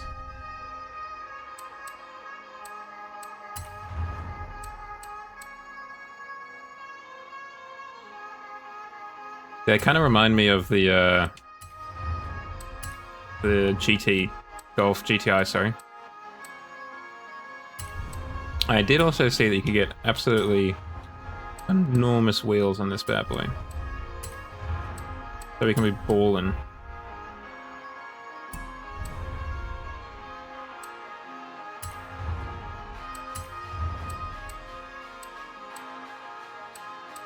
Very stiff. That's why we need a driveline, and I don't know why the driveline would save 5 kilos, because it's Should be right there. We can make it even lighter. We can have anti-roll bars. Rally suspension, obviously. The largest disc brakes you've seen in your life.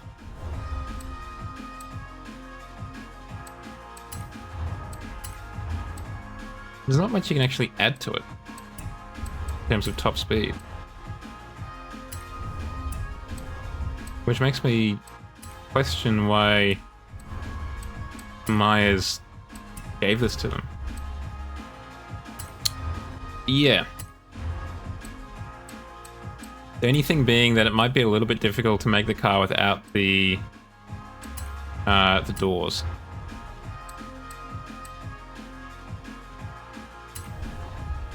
That's the only thing.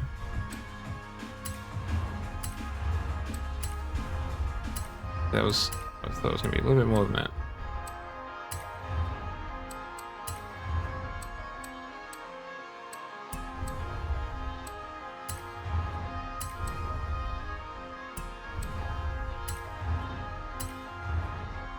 No, the wheels don't bring it down to A, top of B class.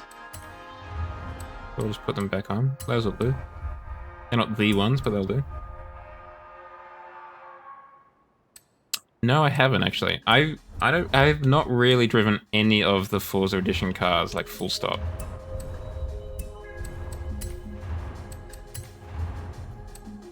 It just doesn't kind of vibe with my idea of fun in the game.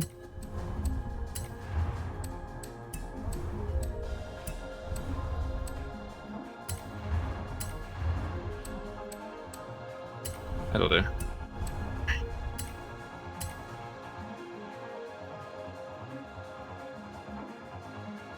I just don't like the idea of using... The only one I've really used at all is the BMW X5 or X7? X5. Forza Edition, just because it's really quick.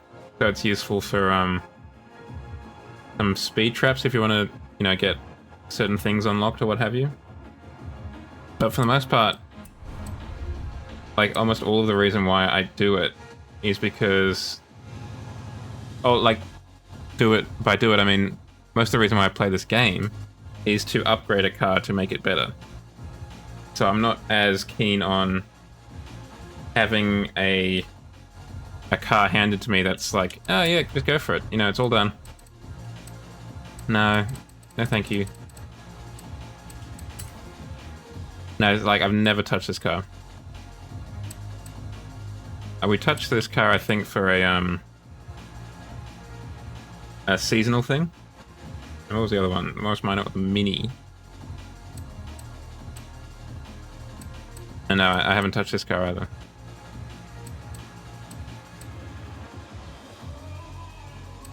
Oh yeah, but again, I like to prefer to use the regular Sesto. This one. Just with my, you know, kind of little spice on top of it. Rather than, yeah, like I said, rather than having them, Forza, tell me, this is what we reckon the car should be, I prefer to tell, you know, tell Forza, no, actually, this is what I reckon the car should be. I think we'll go online for a little bit, chat. I'm just trying to figure out what... We should have a look at the sprite. We haven't driven the sprite in forever, I don't think.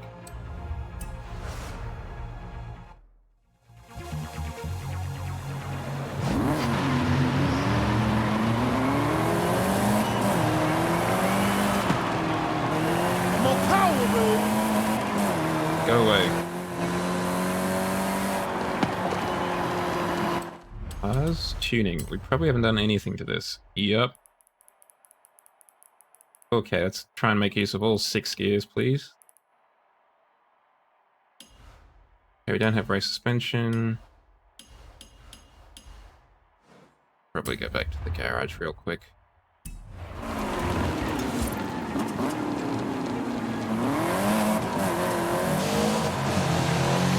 It is unfortunate that this is on the other side of the car.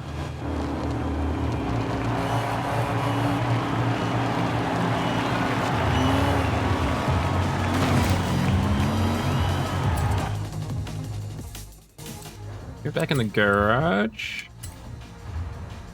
And let's reset this and start again. Yeah, I know.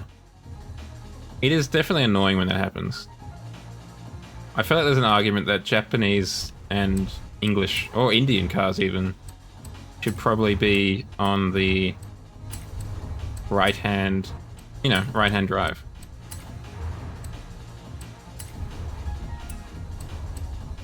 Okay, so I think I gave it an engine swap, did I? No, I must have given it the cams, that's what I did. It's already rear-wheel drive, of course it is, Jow, what are you doing? Sport tire. Somewhat classy sport tires.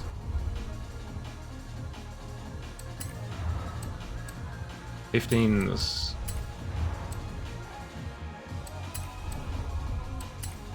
Yeah, there's not many. There's definitely less now. There were a few more in Horizon 4, unsurprisingly.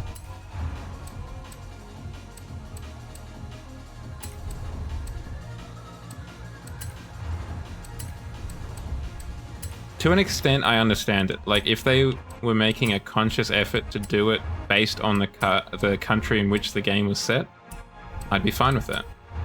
I think it makes sense that in Mexico, you're more likely to run into a left-hand drive version of these cars than you are a right-hand drive version of these cars. But you need to offer the same service in reverse, though. So I did this, that's why it was revving so high. I'm trying to avoid that if I can. Oh yeah, I mean, it's gonna be rev full stop.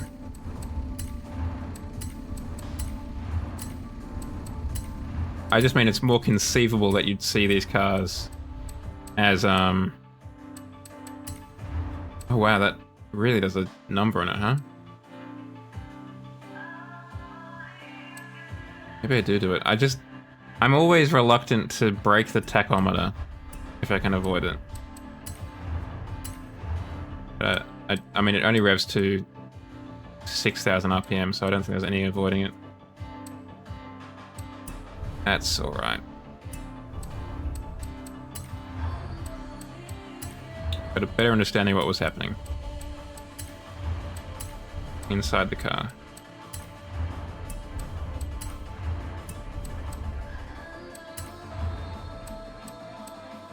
Let's turn off the air filters. No, not at all.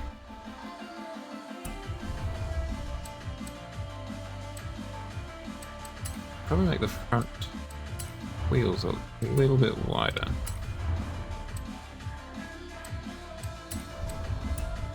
Yeah, I mean, the fact there's no headrest is gonna be not fun, for starters.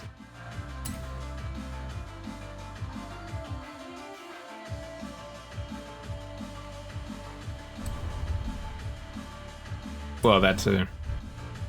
This is a real we're gonna die like men kind of car. Because there sure as hell ain't any seatbelts. Give it a kind of French racing blue, I think. And again, the beige does kind of do something for me. What does a... Okay, so that's the whole front of the car. Let's not do that. Oh, no wing mirrors either. Interesting. Yes, quite. So, you know, count your blessings, I guess.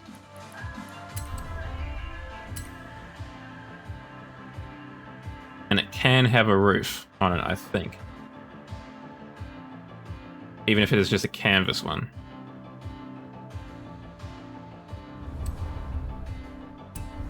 Which I definitely prefer. I do prefer, if you're having a convertible, soft top, absolutely.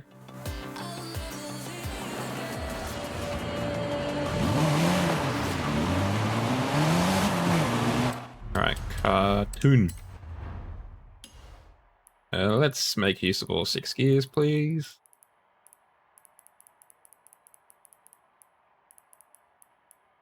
Thank you. Get a bit of tow in there. A bit more caster. That might be worthwhile, because I think we're really going to be able to throw this car around. Actually, let's lift it up a bit. It look a little bit less pimped.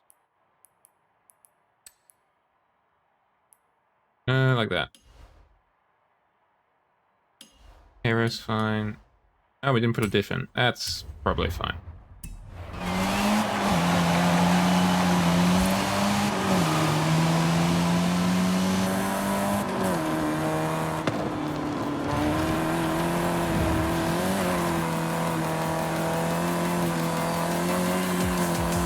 Alright, we've got a B-class car. You know what that means, chat.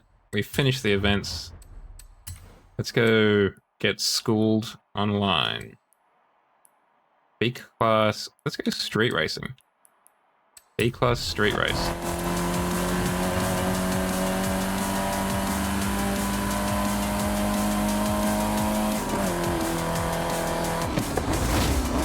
It would be nice if we could choose to do a B-class tarmac event. So it was road race or street race. Just not dirt race. So you wouldn't have to kind of inherently split the populations of those two. Yeah, sure is.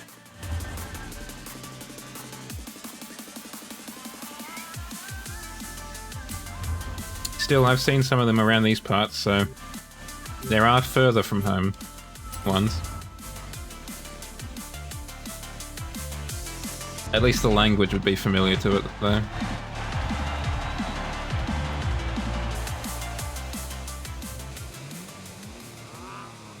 It is a really weird looking car.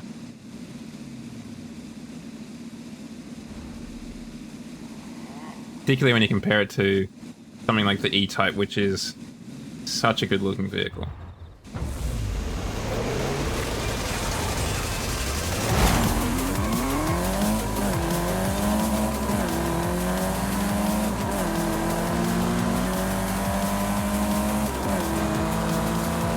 Like if they just rounded off the headlights so they weren't just sticking up like that, it was probably quite alright.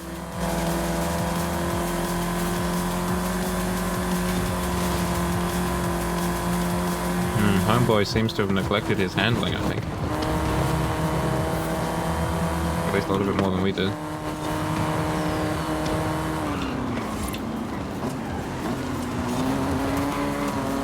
Probably because we also weigh like half his weight. So we don't have silly things like side windows, wing mirrors.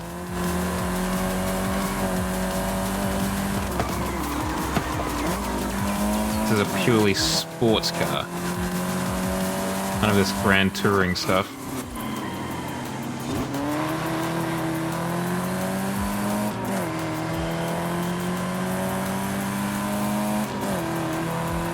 Homie's out here getting beaten by the frog car.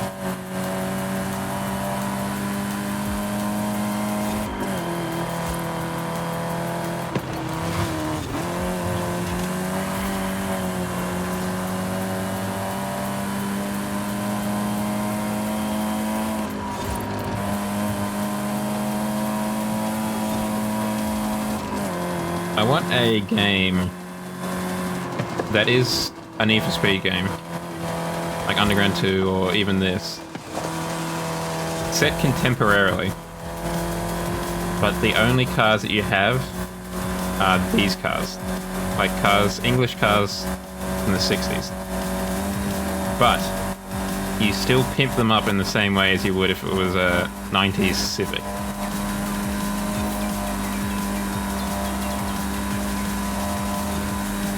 So you're like putting, you know, Rocket Bunny wide body kits on your, you know, TVR, no, not TVR, on your Triumph whatevers, You're putting fat speakers in the back of your E-Type.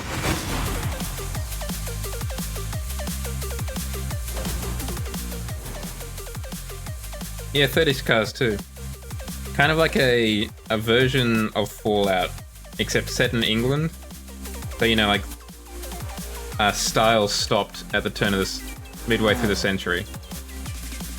And, instead of being a nuclear apocalypse, it's all about tuning your cars.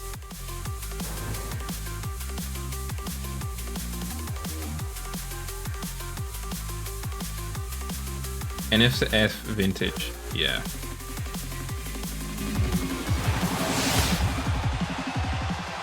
I mean, for real though, they could quite easily do that set in the States in like the Grease Lightning kind of time period. I don't know if you'd get the same Need for Speed players playing it, but I think you could get an interesting crowd to play it. Because you could get a really banging soundtrack. A lot of, you know, kind of Elvis stuff and what have you. A lot of really great, like, soul music from black artists as well. Also, the map could be really cool. In either situation, in this kind of English tuner. Oh, you could call it Need for Speed Tuners as a play on Tudors. Yes, it's got to have a slight sepia tone to it. A slight desaturation. Who's this young upstart in their 2022 Golf R? Is this 60s English racing league? Thank you. Or what you do is you have it so, like in City Skylines, you can put film LUTs, which are kind of instructions on how the game will color grade itself. So it could be cool if it was, you know, just like a regular enough looking game like this here in color, but you could tell it to just be like full black and white, or you know, or a film stock kind of thing.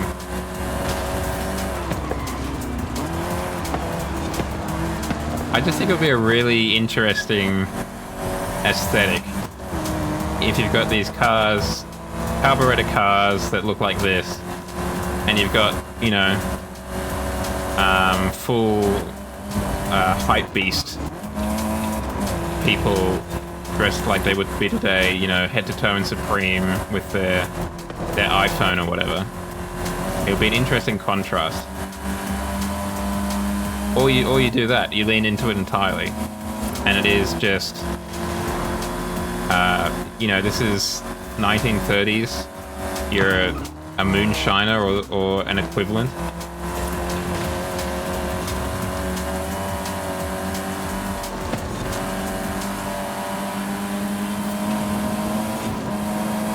Hi there. Yeah, sure, you can go that way.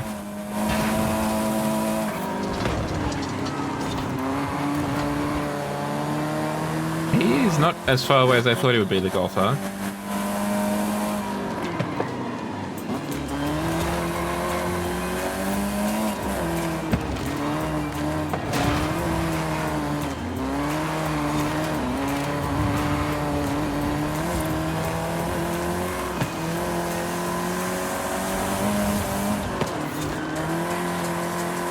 Thank you for the pet, Smokey.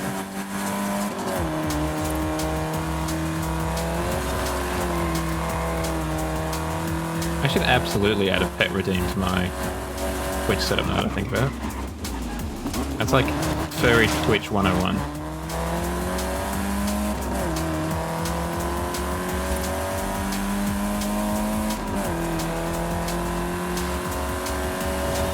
I also think that in either case, any of our proposed old-timey race car games, surely the licensing is easier.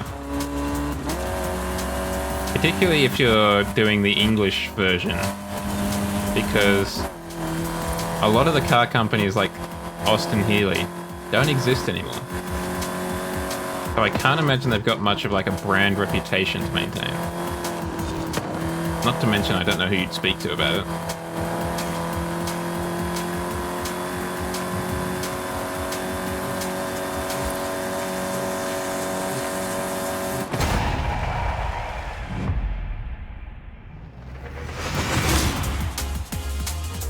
Yeah, that's like the Horizon story.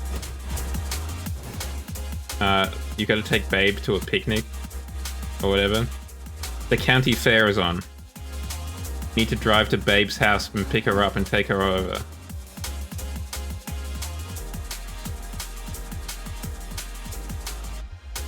I mean, that is one thing that I would really love. The fact that the E-Type Jag, I think it's the E-Type, has the kind of the luggage holder on the boot cover, and there's no option to put like suitcases there, is a little bit of a bummer.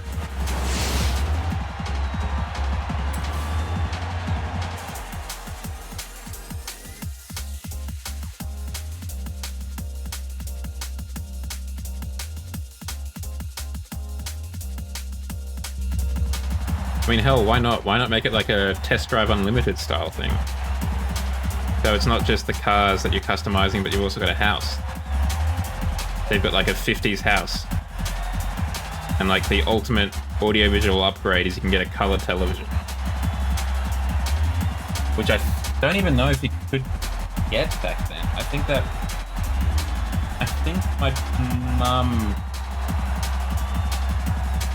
think my mum's family got a color television in the very late 50s.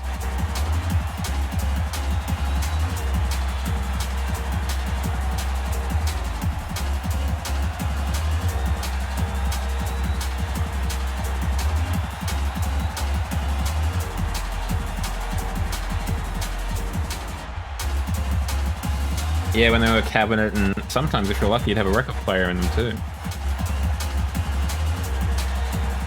And like a bar where you put the good liquor.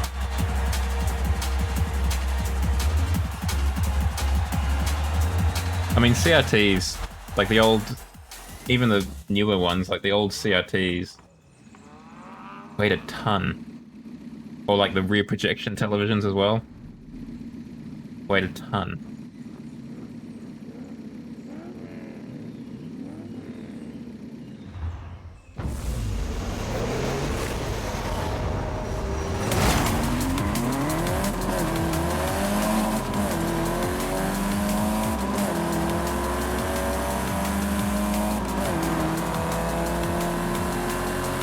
I mean, that's what a lot of it comes down to, right? Miniaturization. Things getting smaller and smaller. Lighter and lighter.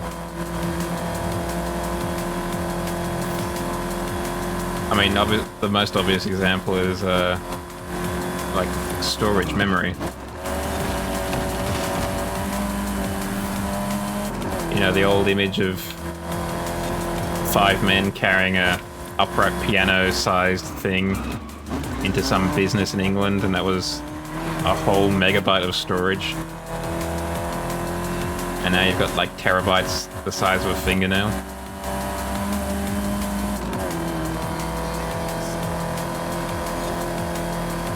I mean, I should probably try and do something like that with my microwave clock. Because for whatever reason, I just have not got around to changing it. And it's not like it was on the correct time before. It's not. I didn't change it when we went off daylight savings. But I've had like a couple of blackouts since then, so it's just loose time. It's showing us 12:57, so it's actually closer to London time than anything. Or Greenwich Mean Time. Well, that's the thing, I don't think it is, because it hasn't stopped. So it's just perpetually the same distance wrong.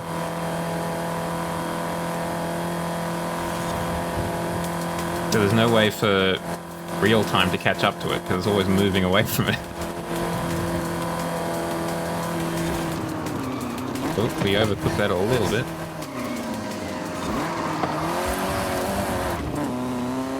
It's kind of England time if I subtract 30 minutes from it.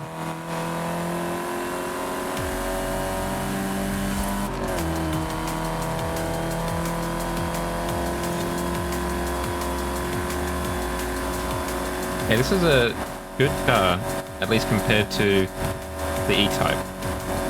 But that is partly because I think the E-Type was not upgraded well and is not perhaps driven by the most competent driver.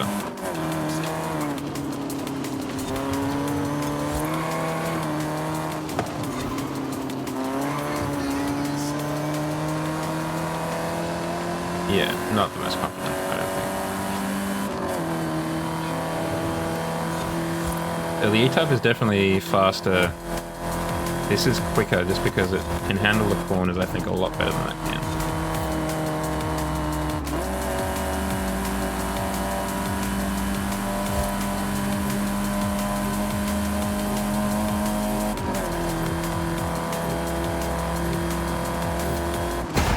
Ooh, a little bit of air. A little bit of flames out of the exhaust pipe too.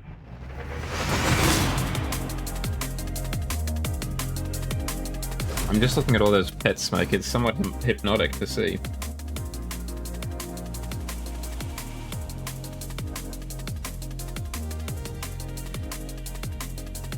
Yeah, the E-Type, maybe not the best driver. Then again, they are 189 Prestige 1, so they can't be terrible.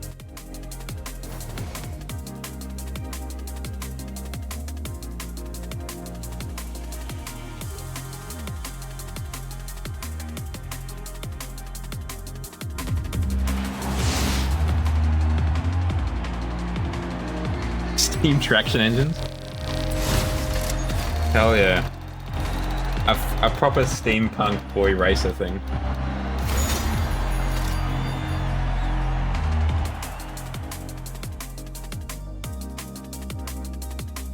I mean, yeah, you could either do, like,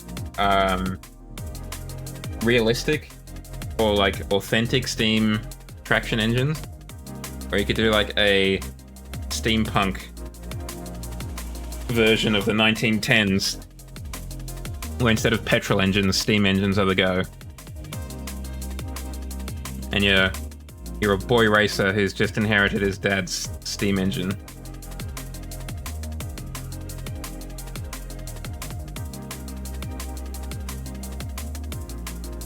I don't know if I mentioned it on stream before, but I've got a friend through church who does a lot of volunteering with Heritage Trains, New South Wales. So he does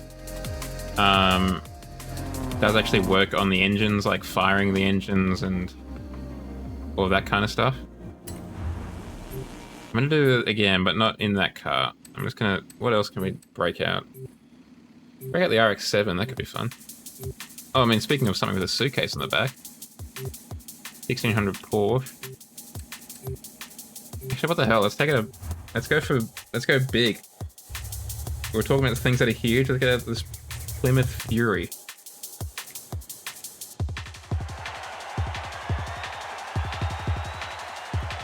Damn, look at that rear overhang.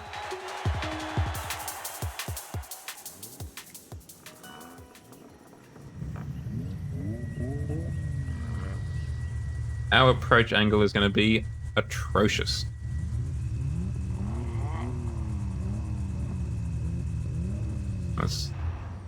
Okay, wait, I'll check that after this.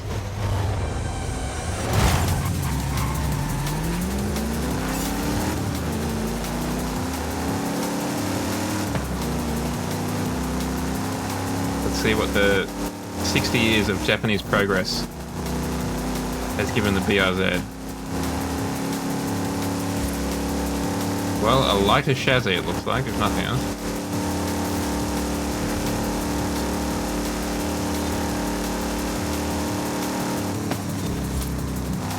Then again, this does handle pretty well for what it is.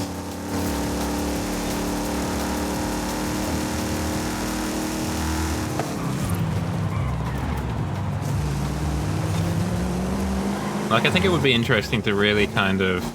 It'll be a lot of work, but it would be interesting to really kind of take a different spin on the racing genre.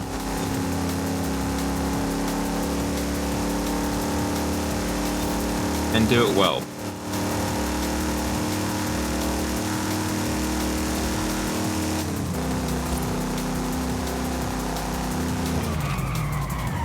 Like, it doesn't always have to be modern cars. In a modern setting, it could be something else.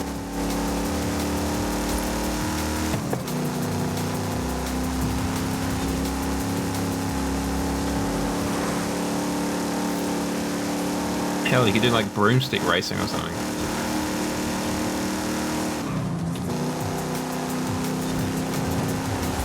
Hell yeah. Let's go.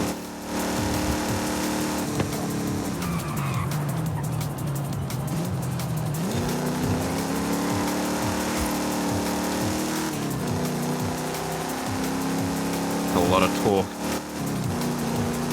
530 at least. I mean, this is a properly American-sized car.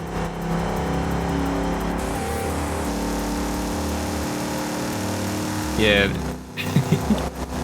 It'd just be like the dirt races here where it just kicks up dust and anyone behind you just can't see what's going on, except that's for everyone no matter what they're doing. The only saving grace is that whilst it would take a long time to get up to speed, you could probably get up to a pretty fast speed. Just very slow acceleration. So the collisions would be at a slow pace. You'd have a lot of time to avoid the light post or whatever. Yeah, bigger water tank or, you know, better seals. I mean, our car looked cooler, we can definitely say that. So I really hope we had a seatbelt, because I don't think the Plymouth Fury has much in the way of lumbar support. I mean, the other upgrade could be better, like a better coal firer. Like, you actually get a better crew on the vehicle. Even, I mean, hell, even upgrading to like an automatic coal firer.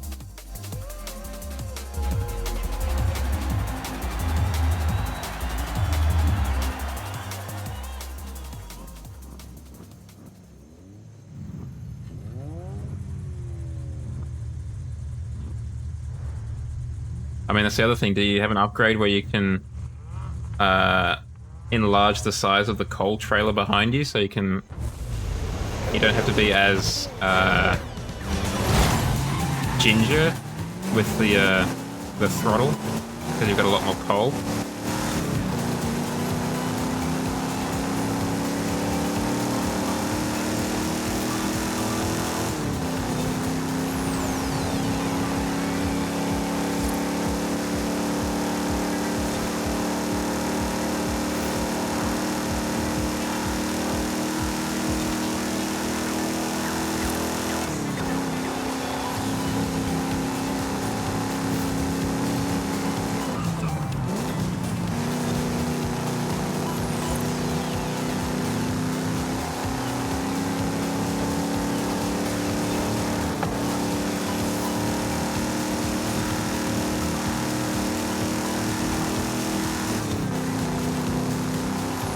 Secret fifth gear. No one expects the Plymouth Fury's fifth gear. No, the grass did. We're catching up to him for a second then.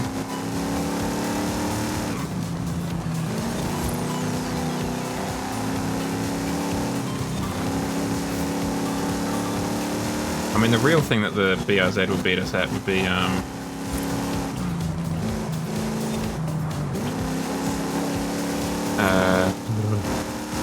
fuel economy. If this was an endurance race, I think we'd lose handily.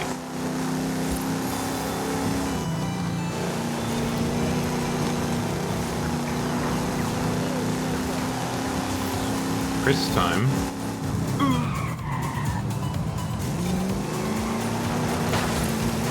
What is Chris time? Oh, yeah, Christine?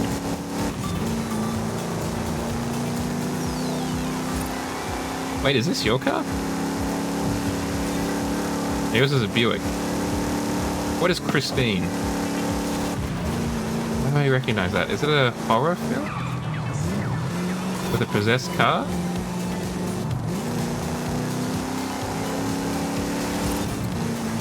That's right. I haven't seen it, but I've clearly heard the premise before.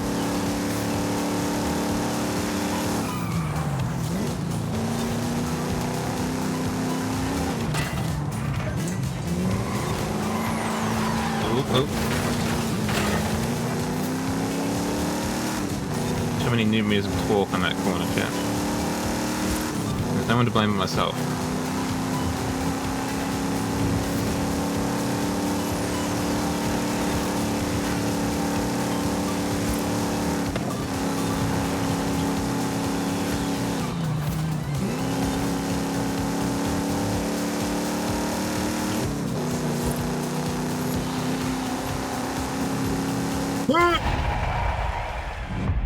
Does it go off the edge? And yes, it does.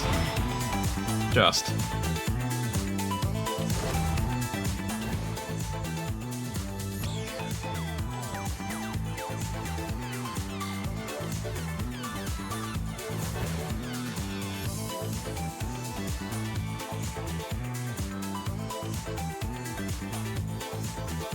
Goodness, I'm so eepy.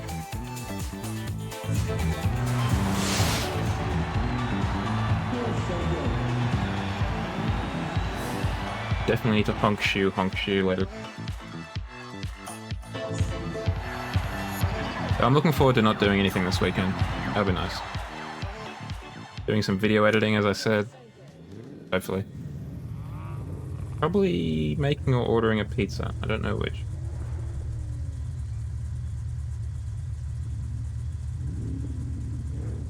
But also, more importantly, sleeping in.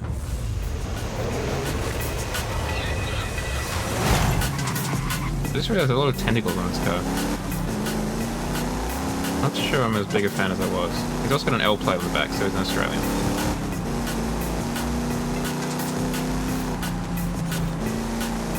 Whoop. Could have followed him through. Does, actually, you're right. I couldn't remember the name. I remember seeing the ads on the buses where they would be kind of wrapped to look like they had been captured by a kraken, by a squid.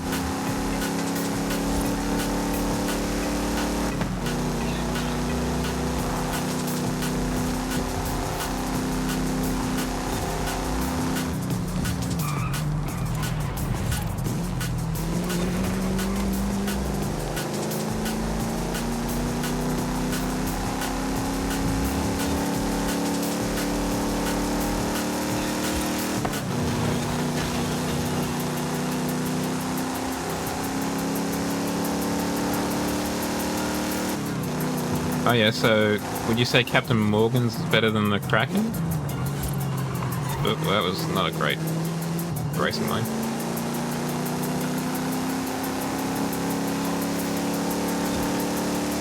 Interesting, okay. I have almost no experience with rum.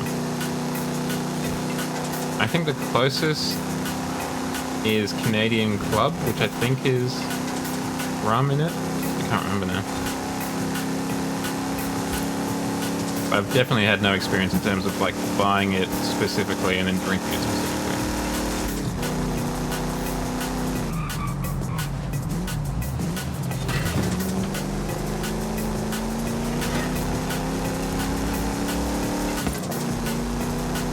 Oh, very nice.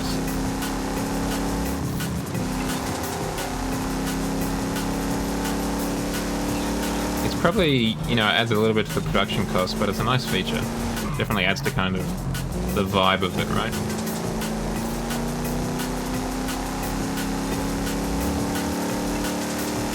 Yeah.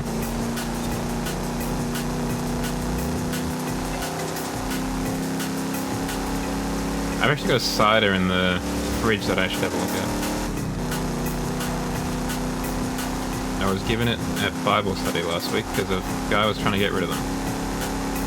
I think it's a cloudy one if I remember correctly. I can't recall. I was the last one to take a pic because I knew I was not going to be drinking it much. Cloudy apple, yes. I would prefer a pear cider out of the kind of the standard options, but an apple cider will do fine.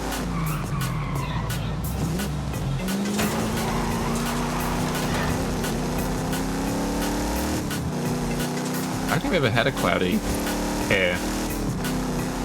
Or any other kind, actually.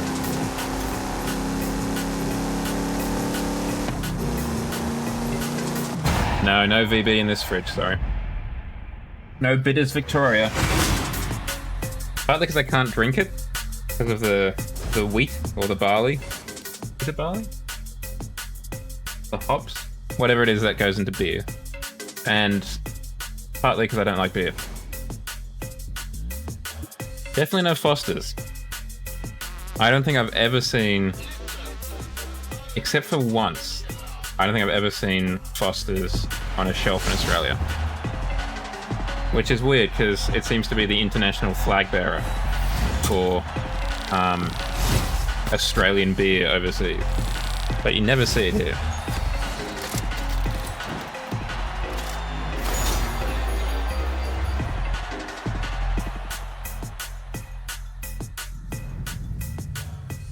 Actually I'm quite enjoying these B-class races. They're a bit more relaxed. Top on this Porsche. Oh yeah, well I mean he was the face of Australia overseas for a very long time too, wasn't he? Or with Crocodile Dundee and what have you.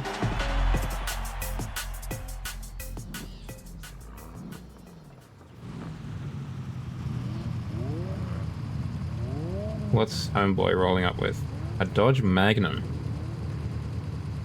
Okay, so if we were like in a tow-off, I think we'd definitely lose. He's probably got a bit more torque than we do. But I've got luggage space. Okay, I didn't expect to beat him off the line. That's not going to help, is it?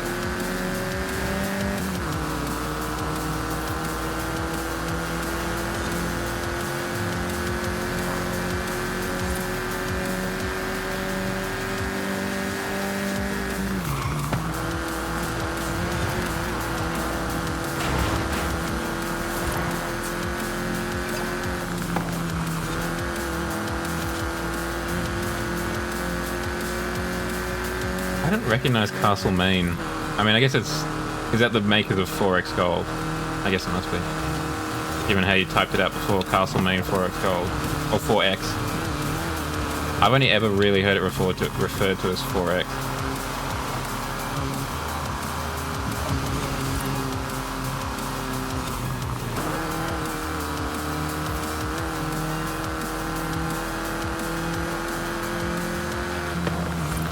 Also, that is an incredibly Queensland drink, 4X.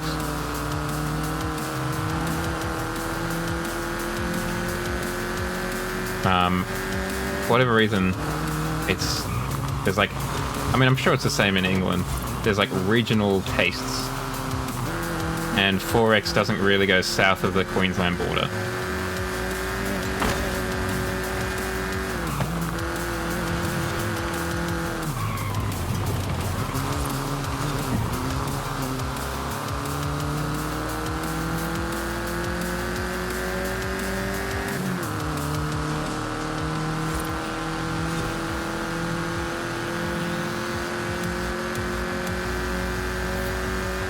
They sell the idea of the kind of more Australian than the Australians kind of Australia.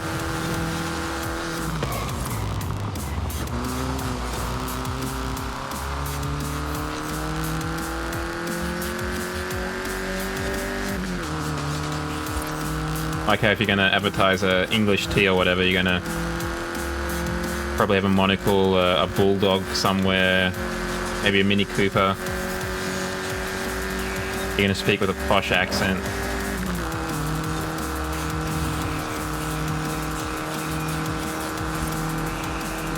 Yeah, I had a feeling you might have more top speed than we do.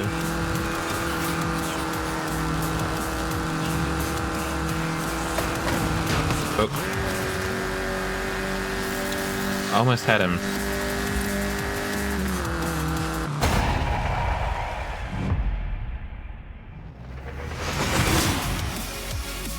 PG Tips T adverts with the chimps.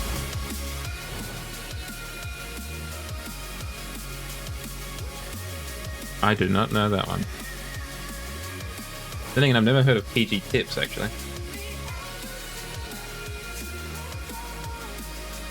Now, I'm not much of a tea drinker, but I don't think I've ever encountered them.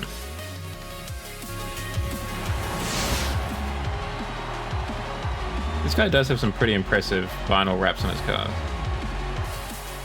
On their cars, I should say.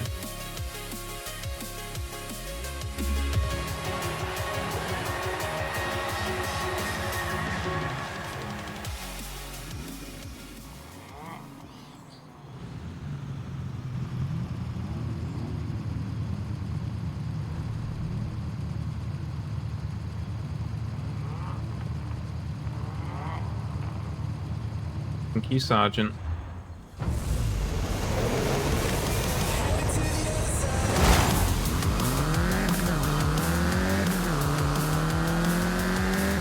They've got a better launch, but they catch up pretty quickly.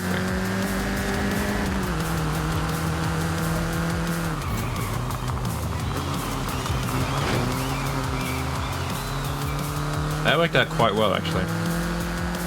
By bumping that car, he caused it to stop, blocking the Dodge Magnum.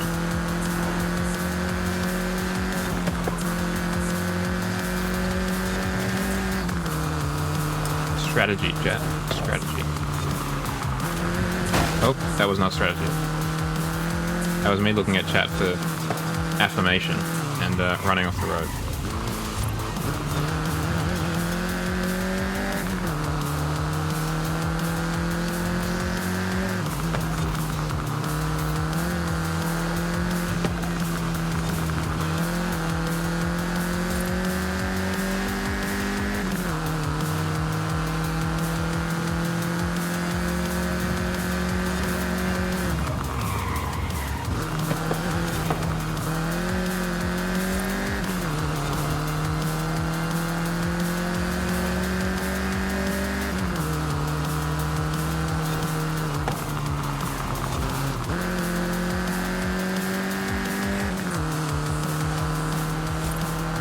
We're doing alright, but if it's anything like last time, they're going to catch on up and destroy us by winning.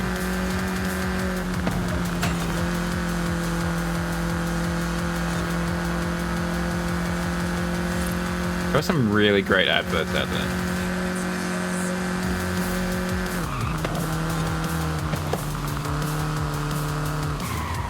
I think it was Carlton Draft with the It's a Big Ad one. With all the people running through the fields to make hands and beer glasses or whatever. Fantastic.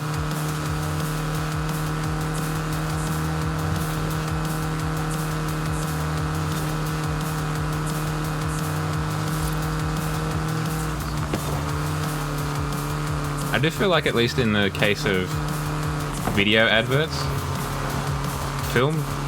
beers, sorry, or alcohols definitely seem to have a lot more liberty in terms of what they can do and, like, just kind of having fun with it.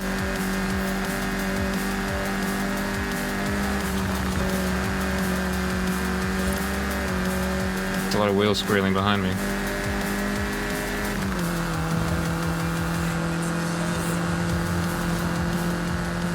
Gonna be bloody close. No, I think he just got me. Oh yes, I think I've encountered a little bit of those. The fox is animated, right? Yeah, bloody hell, that was close. 0.1 of a second in it. Yeah, I've seen some of them on like Twitter or whatever. Very classy fox.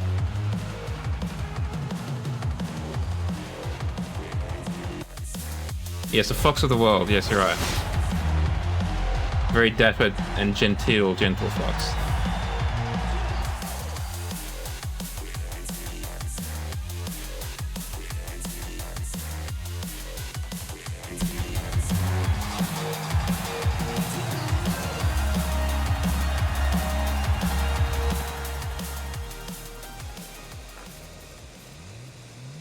Oh, I'll have to watch. I'll have to get up to date on the speckled hen lore.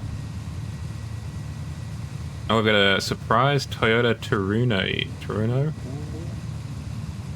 It's the A86, right?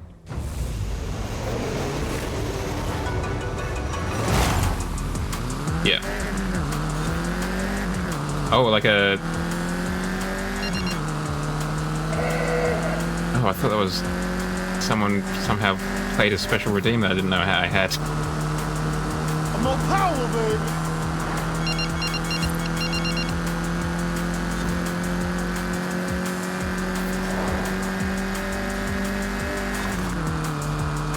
Oh, Dodge Magnum's in trouble. B-Raider.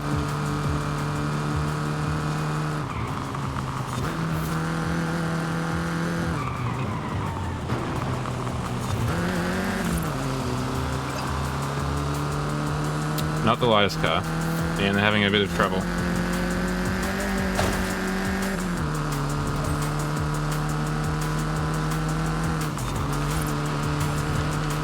The A86 is also a little bit of trouble. Oh yeah? Well, it'd be good A-class rally support car with the station wagon to carry all your stuff.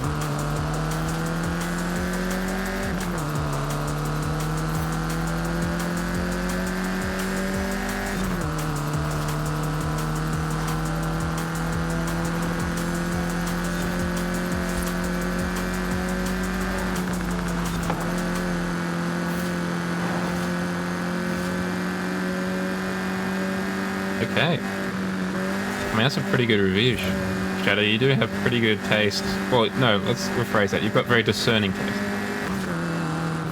Not to say it's good or bad, but you are very particular in the cars that you choose.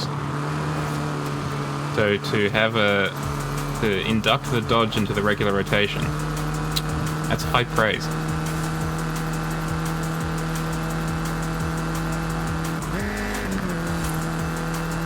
Wow. I'm impressed that it just works. Because to the less trained eye, if you will, 900 horsepower and off-road, just that word, off-road, doesn't seem to combine very well.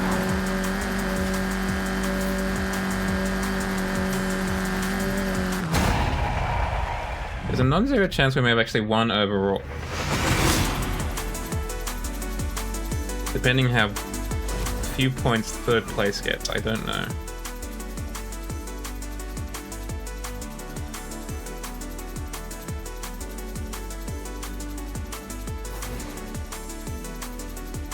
No. Oh well. We beat someone. And we had good fun doing it.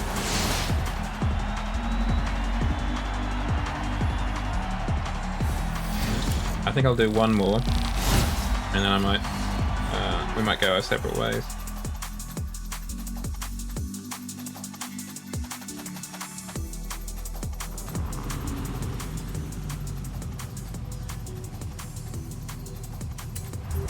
Because the week is definitely catching up. M3 perhaps? Maybe? The Falcon XA GTHO, that's probably got to be what we're going to do, just for Smokey wherever he is. Break out an Australian muscle car. He can probably feel it in the force. I mean, that was the first car I ever drove in Forza Horizon 2. That was the car of the three that I picked.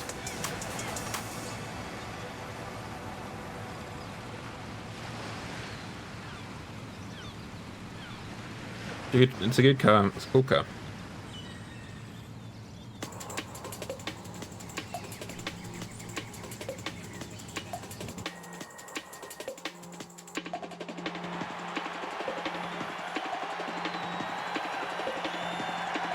I can't remember why I did this. It must have been for an event. Like, did this car up, I mean. I just hope I did some, like, tuning to it and didn't just slap upgrades on like I used to. Guess we'll find out. The Sprite Mark 1.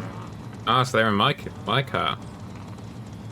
That I first encountered them in, I think. Yeah.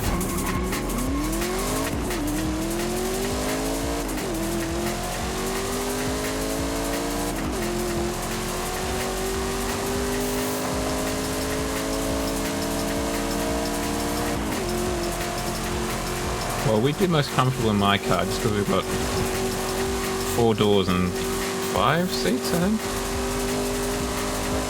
I don't think we've got 6. I don't think we've got a bench at the front.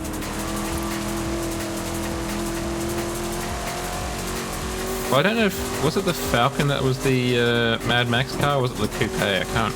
I actually haven't seen Mad Max. That is something I need to fix. Okay, it didn't get hit as badly as this guy did. Okay, my mistake. I've only seen Mad Max Fury Road. I really enjoyed that, but I need to probably have a look at the OG Mad Maxes.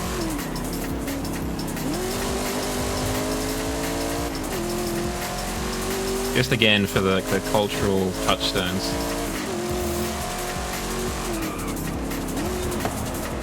Around the outside, that'll do.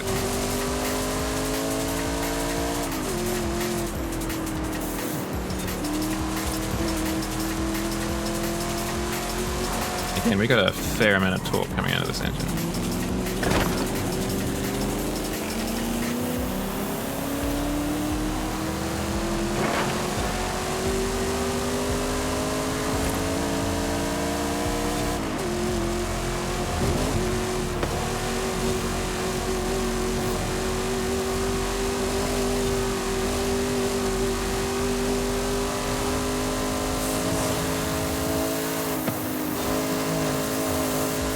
I feel like I've seen the start of the film, maybe like the first 20 minutes. It was probably on TV or something ages ago now.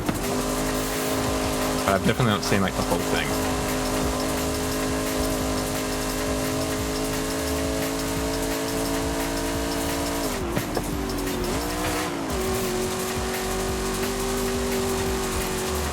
Oop. Thank you for knocking that down. That didn't kill my speed as much as it could have.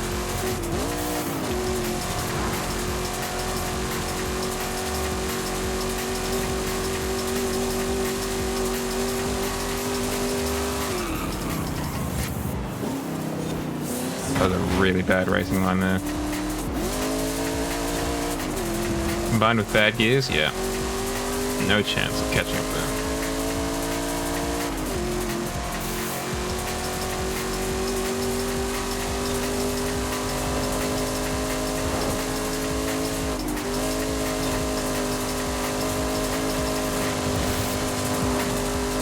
I think this is probably so much faster than any Ford engineer thought this car was going to go.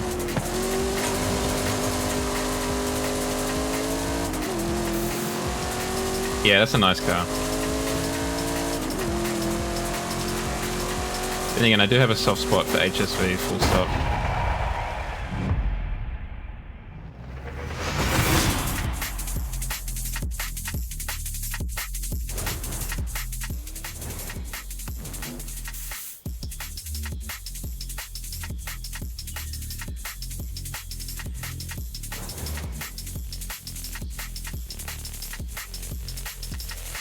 No. I wonder how much of that is to do with the fact that it's not a right-hand drive map. The fact that it is now a longer period of time since there was the Australian Horizon Festival. Like those two things. It could have been that the licensing has just run out on it. I don't know.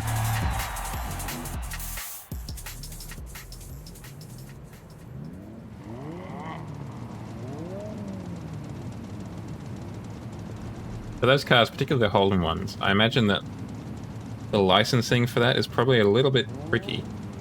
Well, I mean, the Austin Healey Sprite can't be straightforward either.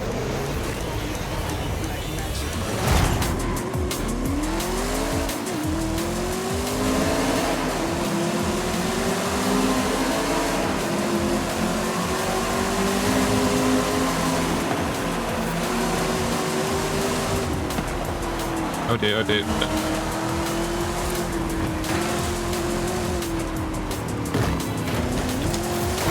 Ah, for flip's sake.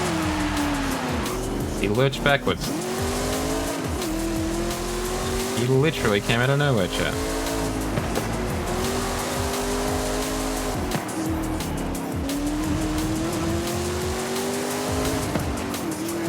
Interesting. Well, I guess that's probably because MG owned Austin Healey, right?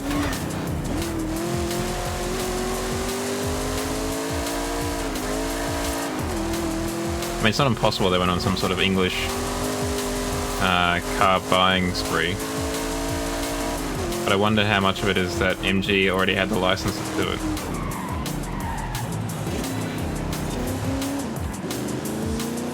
But I mean, out of British Leyland, wasn't basically MG and Rover the last ones standing?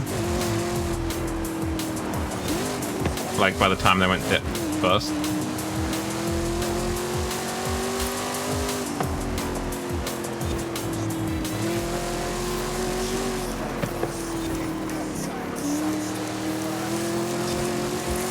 Yeah, so I wonder how much of, like, the British Leyland nameplates MG owned, just by virtue of the fact of being the last man standing.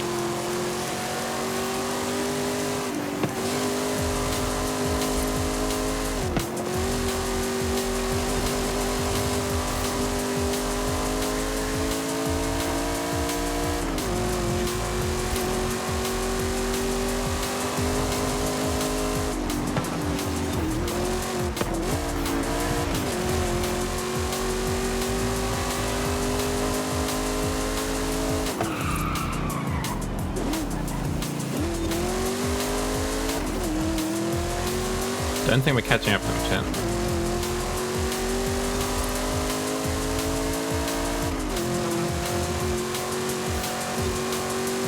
We only got 1/3 of the race left, and I don't think we've gotten any closer.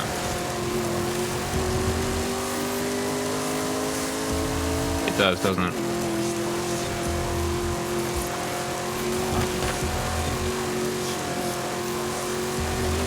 I'm generally not a there's no replacement for displacement kind of man. But when it comes to engine noise, yeah, that's probably the best. Probably the way it is.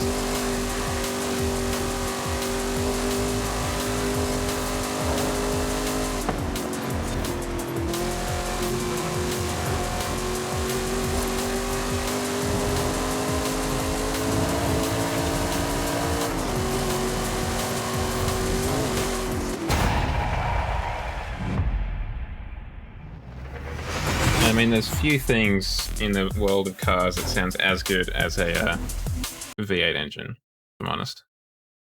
A straight six does, as we've established, sound very good too. It's just not the same as a V8 though. They would be.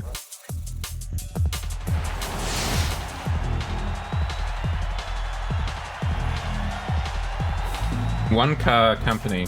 Actually, I'll finish this race and then I'll bring it up. Let me just search it up first so I don't forget it.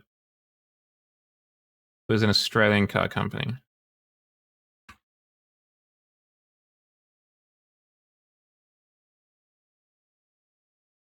Don't know what happened to them.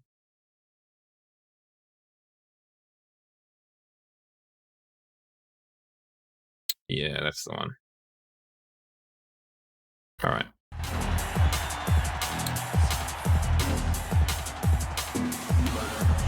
Specifically, that's the low RPM rumble that gets me.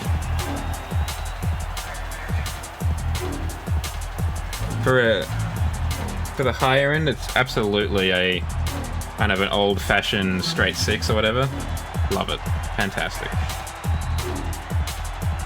But I've never been like a huge fan of the really high-pitched, high RPM engine noise. This doesn't do much for me.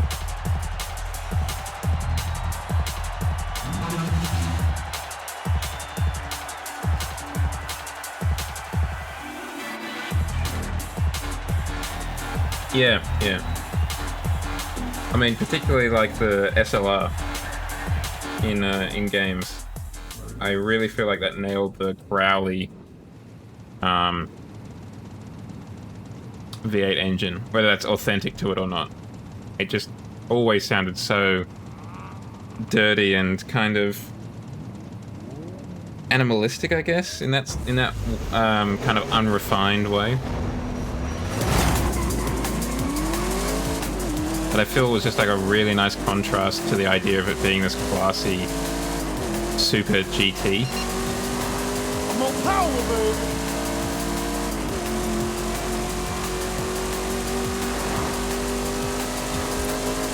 That's just another reminder that I need to install Need for Speed Carbon.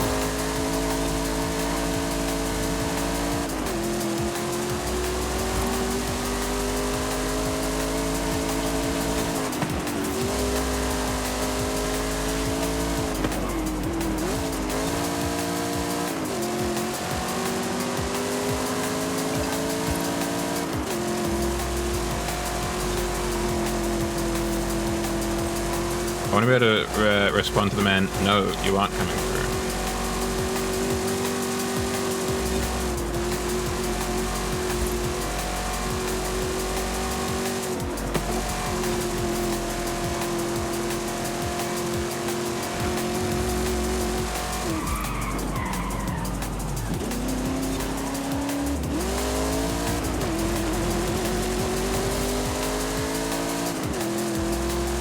Sprite took a detour on the dirt. That seems to have taken the acceleration, the momentum out of their sails, as it were.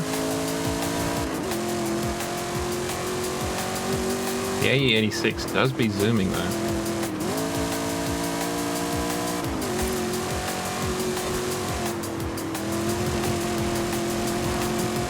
The Barra engine, the turbo that the Ford had, fine. My only complaint is that it only had a single-sided exhaust pipe at the back of the...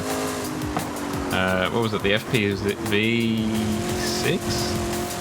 Whatever they were called. The Turbo 6 Falcons that FPV sold.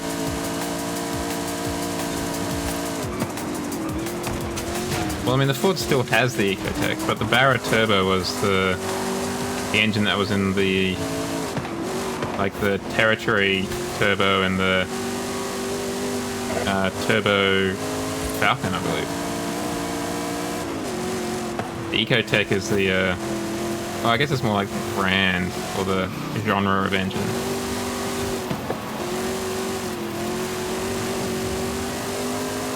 The LS V8, yeah, it's fine, I guess. I don't really know much about it. I don't really know much about most engines, to be honest. It seems to be the kind of engine that you can just slap in anything from what I've observed. If you're going to slap an engine into like a Miata or something, it's 9 times out of 10 going to be an LS. Or a K engine, like a Honda K-swap.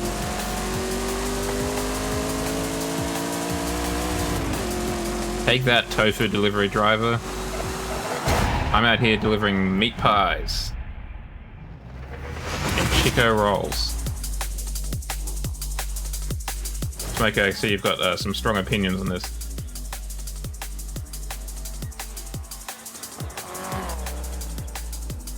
Oh, hell yeah. I mean, if I could, I would.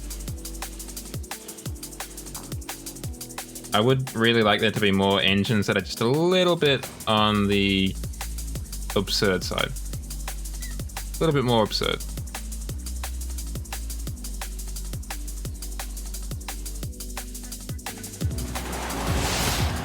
Hell yeah.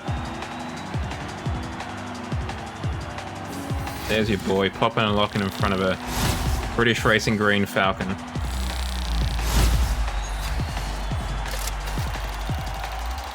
I mean, it would be useful, but the problem with the welded diff is... Oh, hell yeah. Don't mind if I do. Is you would just be unable to turn. Like, at all. Basically.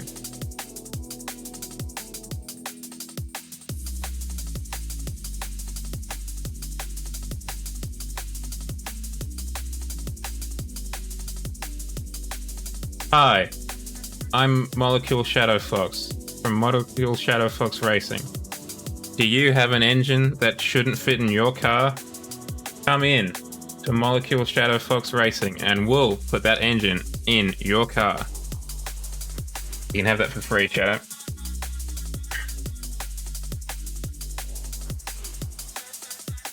I feel like a welder diff is probably going to be more, particularly if you're like on a daily driver, it's going to be more of a nuisance than a help. And unless your daily drive is like through the Pilbara or something, where you need constant traction on both wheels.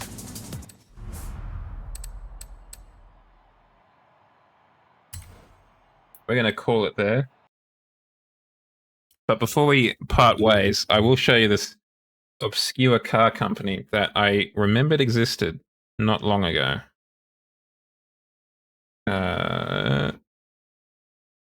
Window capture. Of course it is. I cannot think of a more smoky media, except for maybe a VK Commodore. Oh, OBS on the game computer has a crash. Just reopen it.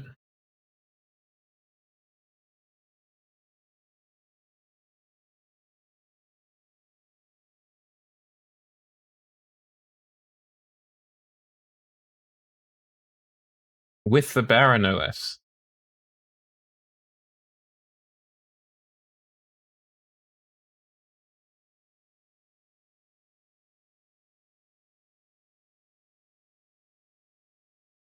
Here we go. This car company here, Elfin. I don't think I've ever actually seen one in the flesh, but they had... Where was it? Sorry, back here. They had this, the Elfin MS8 Streamliner. I think Elfin was originally a tuning company for Holden cars and their engines. And then in the early 2000s, they started branching out into like actual production stuff, but they died, I think, during the global financial crisis. So like this car here has an LS engine in the front of it. Welcome on in, Ethan. How are you doing this fine morning? Oh yeah, I can see that. Is there anything about the engine here? Chevrolet V8 powered Elfin. There you go. I mean, it's got a kind of Morgan look to it, right? On the inside. I remember reading about this in like a motor magazine, probably around 2007. Yeah, whenever it was announced, and thinking, that looks sick as hell. Let's find out.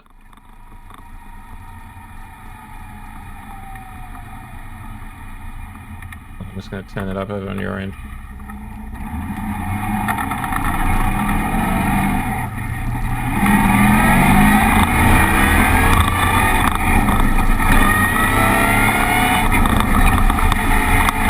I mean, there's only so much a 2007 camera can give us.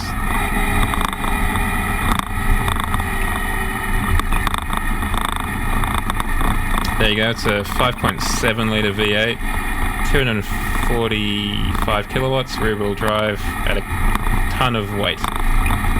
6-speed manual. But they also had another concept car, this one in the background here. We go back here. The Elfin Turbo 4.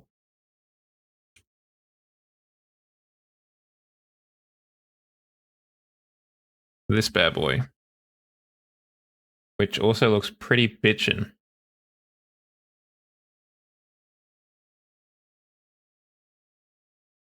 This was 22 years ago? Goodness. Thank you, Smokey. Which is obviously just a Caterham in a different, with an Australian accent. But I would love to see these cars turn up if they did like a weird DLC or whatever. The Elfin MS8 Clubman. I guess that must be the Streamliner's brother. Cookie settings, doop doop. Yeah, founded as a race car company in Adelaide in 1957. This is the same engine, it looks like.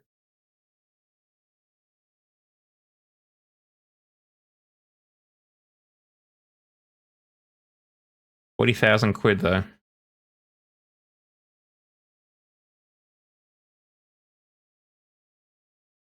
Anyway, I would love to see those bad boys turn up. Partly because I only remembered them very recently.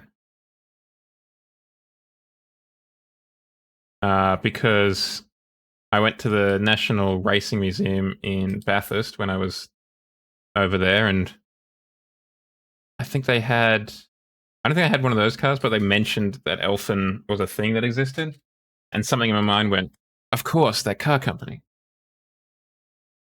All right. Anyway, chat. I'm going to call it there. It is 11:15 p.m. my time, which means it's time for Betty Buys, or getting pretty close. I'm going to throw you at Kusaki because it's relevant and germane to our previous conversation. Bye, have a great time. They're currently playing a game called A Bite at Freddy's, which is, I believe, similar to what we were talking about before, a kind of fan game of the Five Nights at Freddy's universe. So I'm going to throw you at them. Tomorrow night is horror games again. I don't rightly know what that's going to look like. I'm going to try and figure that out in the next 20 hours. So I'll keep you posted as much as I can. But we'll be back here in about 21 hours or so for some spooks and some scares. Possibly some haunts, some jump scares even. Until then, have a good rest of your Friday, if that's your time zone. And a good Saturday, if it makes it that far. And follow me, as Smokey has pointed out, on Twitter, Blue Sky, or Threads. Follow me on Instagram, TikTok, or the YouTube channel to check out any clips that I get around to editing. Or just go to the commanderjao.card.co for all of them listed there, and join the Discord to keep up to date and to chat with many of these fine chatters that have been here tonight. Until then, let's go say hi to Kusaki, and I will see you next time. All right, here we go.